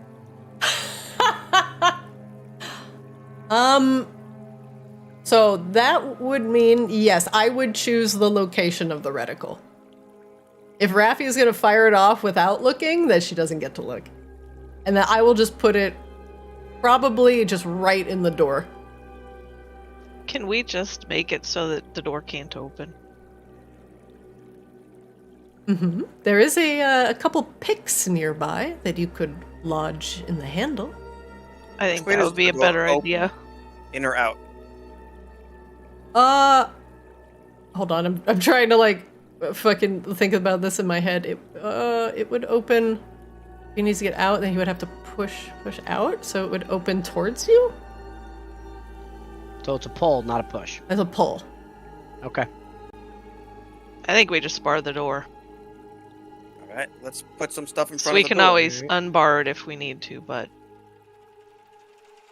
Like this minecart over here. Think like me and Amumu could pick it up with the rocks in it?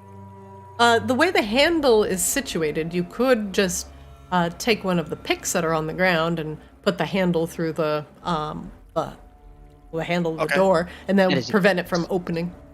That is what I do. I grab this pick and I'm gonna jam it in here. Give it a good cram it right in there, and just it's kind of wedged in between the handle and another kind of lumpy thing on the door. So the door can no longer open out. Now That's not going anywhere. you hear on the other side as you make a thump and put that thing in the door. Huh?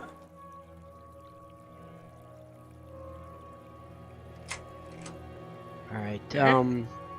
Let's continue down the road. Yeah. Let's just kind of quietly get out of here, fellas. Am I able to see if there are any other creatures besides the creepies and the crawlies? Any legless friends, perhaps? You can make me a perception check.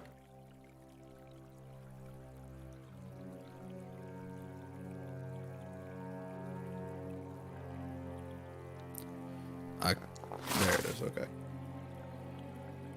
There are some water snakes slithering about in the bottom of this spring. Oh, lovely. Okay. So I would like to cast Speak with Animals Okay. on one of these spiders that I see, these creepies and crawlies. Okay. It says I need. whisper. I make a connection with everybody. Guys, I see a gnoll down this hallway to the front of us. Okay. What's he doing? The gnoll that Sindri sees.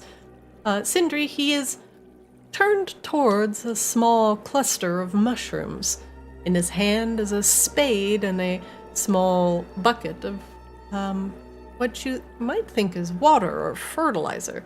And he is spooning the contents of the bucket onto the mushrooms, or under the mushrooms, and into the dirt. I'll just whisper to everybody. He's cultivating the mushrooms, so we do have the jump on him. So Alright. you want to range him, or do you want to see if we can sneak up on him? Let's pause for just a moment. What's up, Monty? I don't believe we have ever found a single, as in solo, gnoll outside of Doofus. That is very true. That is very true. Let me see what we have available around us. So while Lamumu is trying to get himself more familiarized with one of those spiders, Montgomery will crouch down by the river, and upon getting his eyes upon one of the water snakes, try to make a new friend. Oh, okay. That works for me. So let's do Amumu's first. All right. Amumu, you kneel down, and you find a spider. What do you say to it?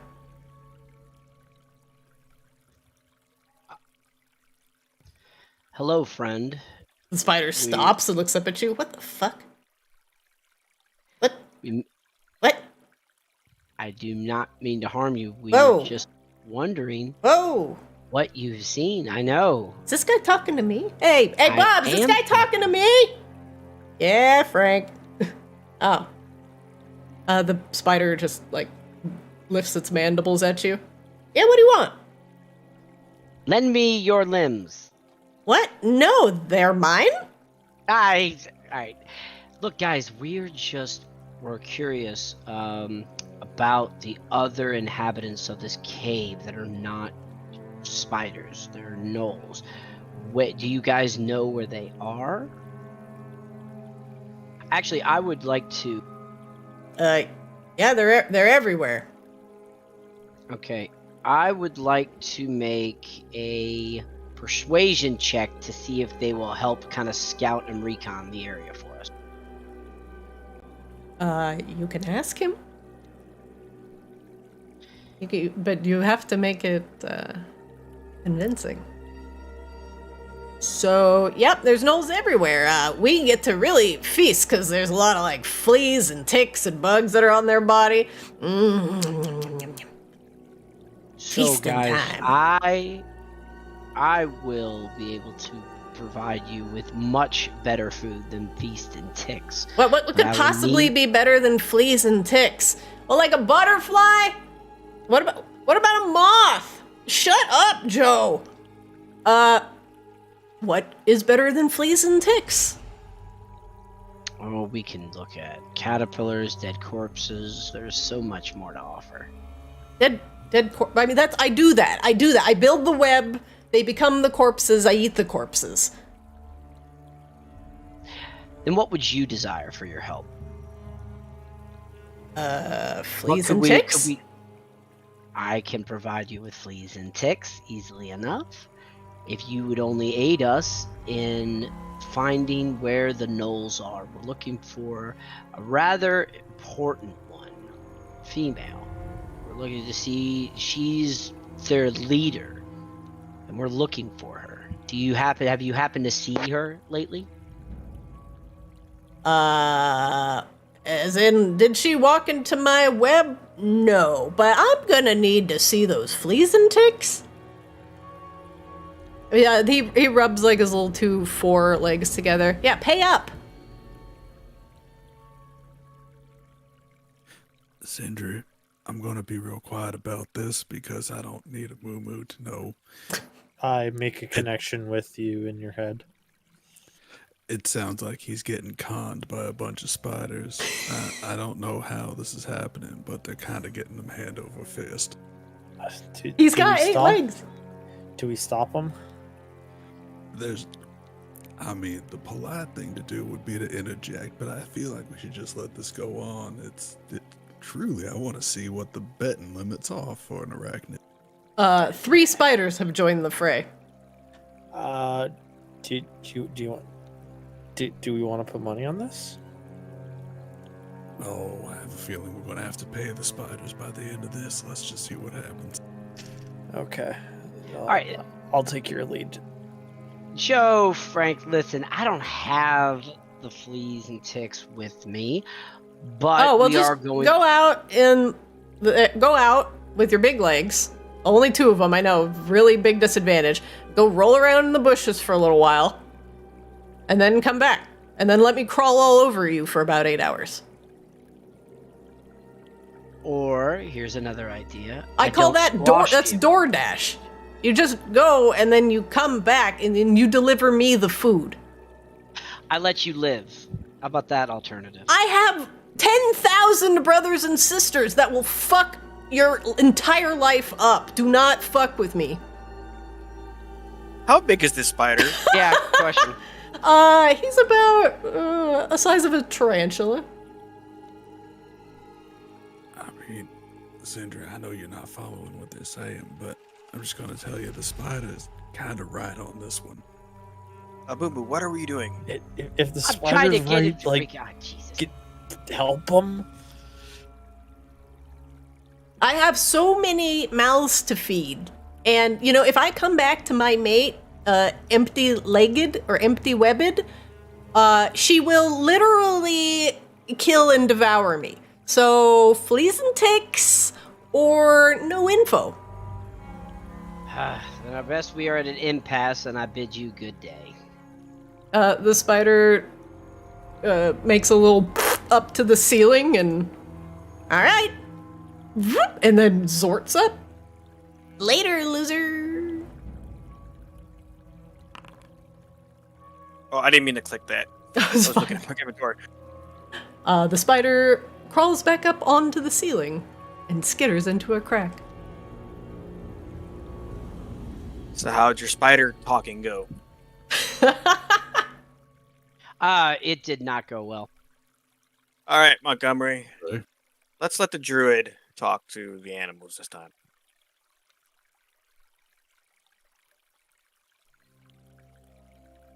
And our friend disappeared. And I'll let Frank know you're not going to send him a Christmas card. Is that all right, Amumu? Yeah, that's fine. Thank you very, very much.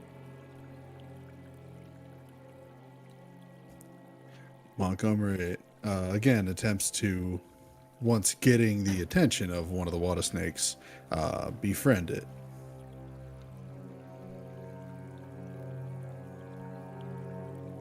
All right, one moment.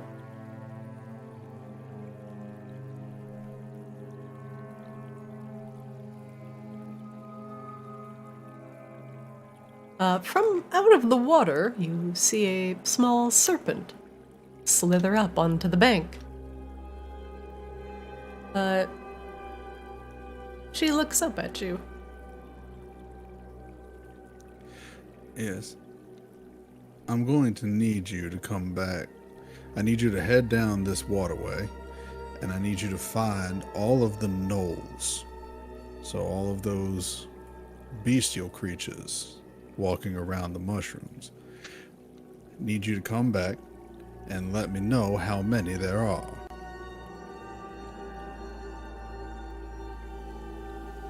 The snake awaits a direction to search. Where do you send her? I'm looking down I'm looking off to the northern side, and I follow the stream, but I see it starts to pick up a little bit. It does. The water gets a little bit more turbulent further on in the cave.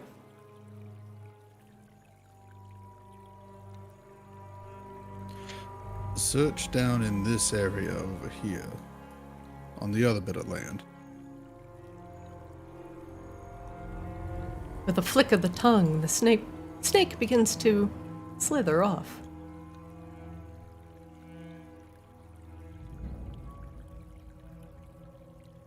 Well, I hope it's going better than my interaction with the creatures of this cave. Yes, I did not get myself into negotiations with this one. Well, I didn't want to, but he apparently mouths to fucking feed. Amumu, that's nature. Everything's gotta eat or everything's gonna die. Yeah, right. You see the snake coming back up against the current.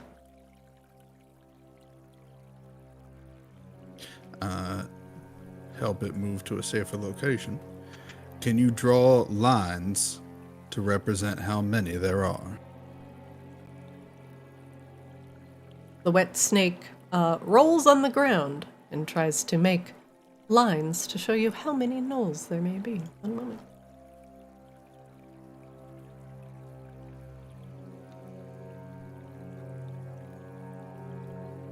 And she makes another. And another. And she stops. Thank you very much, and I appreciate your assistance. Are you able to travel down the other part of this waterway to the north? She does.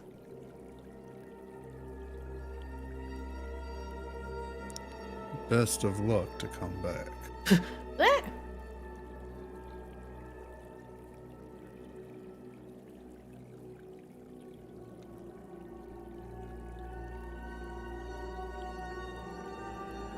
She comes back and begins to flop around in the sand, creating another line.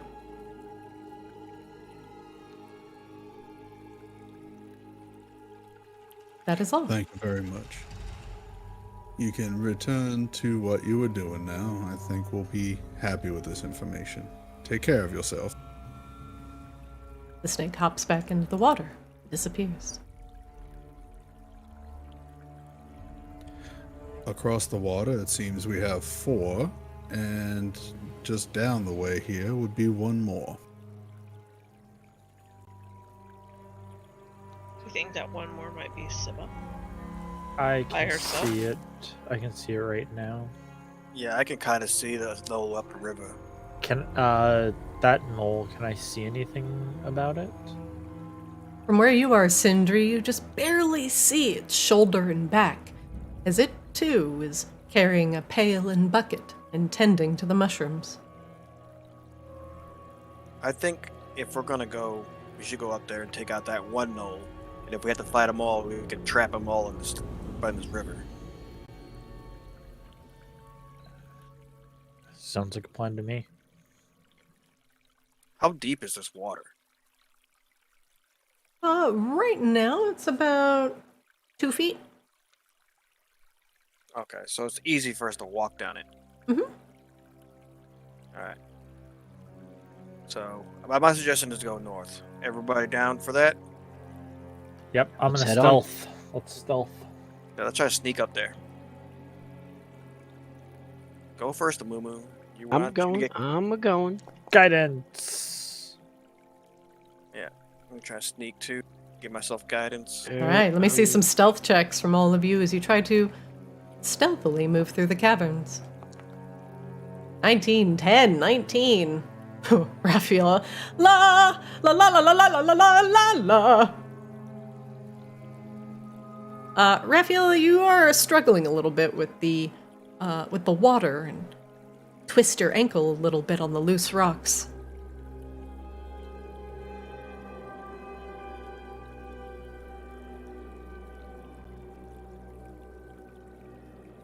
All right. How far can we go before we have to roll again? Until circumstances change. Hey guys, stop. Okay. To our left, I see a gnoll. I see him too. He's by a glowing green shard. I can't tell what that is. And the one... Gim, this make me a perception check, please, as your dark vision begins to pierce the dim of the cavern. Perception? Okay, I give myself guidance. That's good. Oh, wow. All right, Gim. As you round the corner, creeping through the water, and Amumu looking towards the right side of the cave as the gnoll moves aside, you notice the gnoll on the west side of the cave. It was looking at this green shard, not tending to the mushrooms like the other ones. This one looks to be a hunter like the others. A bow strung across its back, a quiver full of arrows. But what strikes you as odd as you look at the hunter is its back seems to be rippling or rigid, or something is wrong with its fur. And as you look closer, you notice sheafs and sheets of mushrooms and fungus growing out of this gnoll's fur like some sort of twisted chia pet. And as it turns its head to look at the water, you notice that there is no more face that the gnoll has. Instead, the entire part of the gnoll where the face would be has been taken over by fungal growth. Its mouth hangs open. Hey guys, there's a fungal zombie gnoll to our left. This thing has been completely taken over by whatever Sibba has been doing. This would make sense. We are in Calgary. It's a clicker. Jeez, it's a clicker. All right. There's still that gnoll in front of us that was tending the... So... Let's see, Gim and Amumu, your check was 18 and 19. One moment, please. Okay. You lucky asses. Raffaella is out of line of sight. And the gnoll does not see you. And it goes back to staring at this curious green gem that is glowing in the wall. We need to take care of this one on the left before it sets off an alarm. All right. Yep. We want to try to stealthily get up to him and take him out? You need to get closer to him than I do. Well, I know. All right. Well, I'm going to move. Okay, these rocks in front of me, how tall are they? These rocks are coming this one here is coming out of the water about 1.5 feet. It's wide enough to walk on. But then it drops a little bit here, so there is a difference in elevation from here to here. As the water drops off in a small waterfall, it goes down about 2 feet, but it would make a splash if you go from up here and jump down to here. We should go over the rocks. Yeah. All right, lead the way. We'll keep sneaking. All right. Kind of going back to what Podge was saying. When do I need to make another roll check, or you just let us know? When the circumstances of your terrain changes. So if you go from the water to the rock and you start hopping on the rocks, I will require you to make a separate stealth check. Okay, so we're gonna go to the rocks. Let's go, Mumu. Let's go. Hey, Mumu. For this, I will let you make a stealth check or an athletics check to move quietly. You can choose. Very good. Mumu with a Goliath, just jump down the rock below. Perfect landing. Quietly, nothing breaks or shifts underneath your feet. Am I not moving, or am I lagging? I don't see you. You are not moving. I just moved you a little bit. Oh, I have my ruler. Oh, ha! Gim, you can also choose athletics or stealth.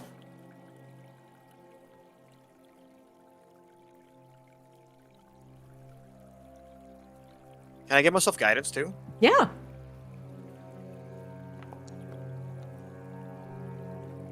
Gim, easily done. You, being slightly shorter than Mumu, just hop onto the smaller rock and then down onto the ground. With that athletics check, since you beat your previous stealth check, I'll allow you to keep your previous stealth check.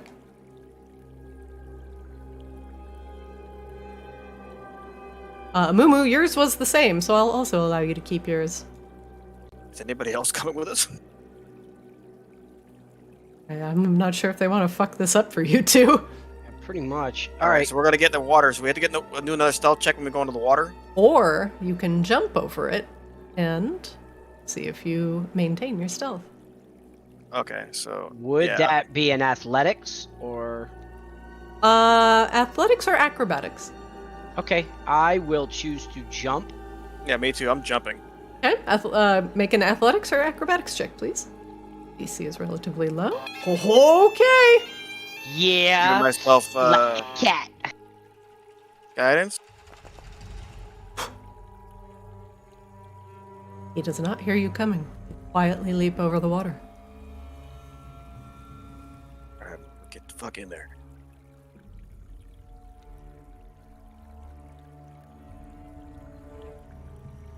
You hear, now that you're closer to it. Alright. I would like to... Okay, I remember doing this with a rogue. Can I, like, study the target to give myself a better chance for, like, a crit? Am I authorized to do that? No, you do not have that ability. So we're right behind him, so we get advantage. Right? No, it does. You'd have to be flanking it. You would each get a surprise attack, and then you would hope to kill it. Which it would be an advantage because they don't know. Yeah, right? they don't know you're there. All right. Then yeah, I'll go ahead and both of you can do 1 round of attacks. You can choose what you want to do. Now, mind you, if you do anything with a verbal component, it will know you're there immediately. Yeah. Okay, got it. No, I'm taking my axe and I'm just gonna swing as hard as I fucking can. All right, both of you get an advantage attack. Go ahead. Oh, Kim, you lucky ass. Yeah.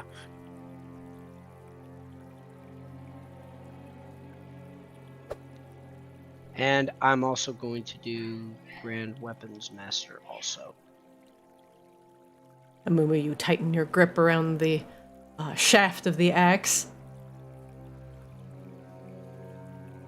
Gim smashes it across the back of the head for 7 bludgeoning, not enough to take it down. Mumu.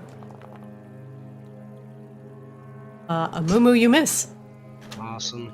Didn't you say a whole round of attacks so you get a second attack? I think next is initiative. Well, I get a second attack because at 5th level barbarians get a second attack. Yeah. Then well, you get better fucking hit him this time. You goddamn right. All right, okay, here we go.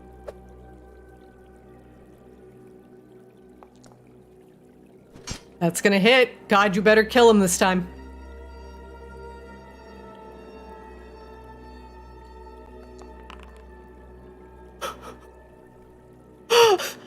A Mumu.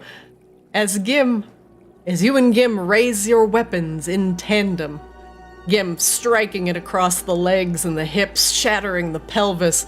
A Mumu, you bring it across the head and shoulders. The gnoll that is currently infected with fungus lets out a final hissing gasp as its legs crumple underneath it, and it falls to the ground and begins to exude spores that make a little black powdery circle on the ground around itself. You one-shot the gnoll hunter. Very good. And a curious, not a green gem, no, but a lantern is embedded in the rock here. Looks like it's been wedged here. But it was the focus of the gnoll's attention. But before I tell you more about this curious lantern, that will be the end of today's session. As you all continue searching through Sibba's lair for answers. Yeah. Wow. Well, I'm so glad you rounded that gnoll. Holy shit. Yeah, no, that I'm really glad that I did that, and then taking that extra attack at 5th level. Woo. So, yeah. I see you all hiding in the back, like looking around the corner as Gim and a Mumu just smash a dude. Good job. Yeah, we're just charging across the water. I'm going to be honest. Are all in the back. I started reading something in my spell book, and by the time you asked it, I looked up and it was too late. Yeah, I gotta run, guys. Unfortunately, wife wants to go watch a movie. That's so good. I appreciate it. Yeah. Peace out, guys. Good. Question. So we're not playing next Friday, right? The following No, Friday. next Friday I will be out, so we will continue the Friday after. Okay, Awesome. perfect. Okay. Cool. Awesome. That works out perfect for me for drill. Thank you. All right, thanks for the game, guys. See y'all. Later, People thank really you. stressed us out That was this fun. week. Night. Good. Good night. All right, and that's it for Arctis Reflection today. We're going to get another session in as they continue exploring Sibba's cave. Whoa! Wait. Whoa! Oh. Thanks for watching. Catch us live on Twitch. And catch our VODs in full and edited over on YouTube at ArctisDD. We have awesome YouTube shorts there as well. You can check them out. It's a condensed funny moments from the session. And you can also watch them on Twitter and on TikTok as Play Arctis. Thanks for watching. Appreciate y'all being here, etc. Thanks. Nukia, thanks. Jubaluka. Thanks for the first-time chatters as well. You're welcome for the session. You're very welcome. Great maps tonight. Thank you, thank you. Gotta set the stage. They have some more to go in Sibba's lair, so no spoilerinos. We won't continue next week. I will be out, but we will the week after. This upcoming week, we will have Tamos on Monday. So don't miss it. Thanks for watching, and I'll see you next time.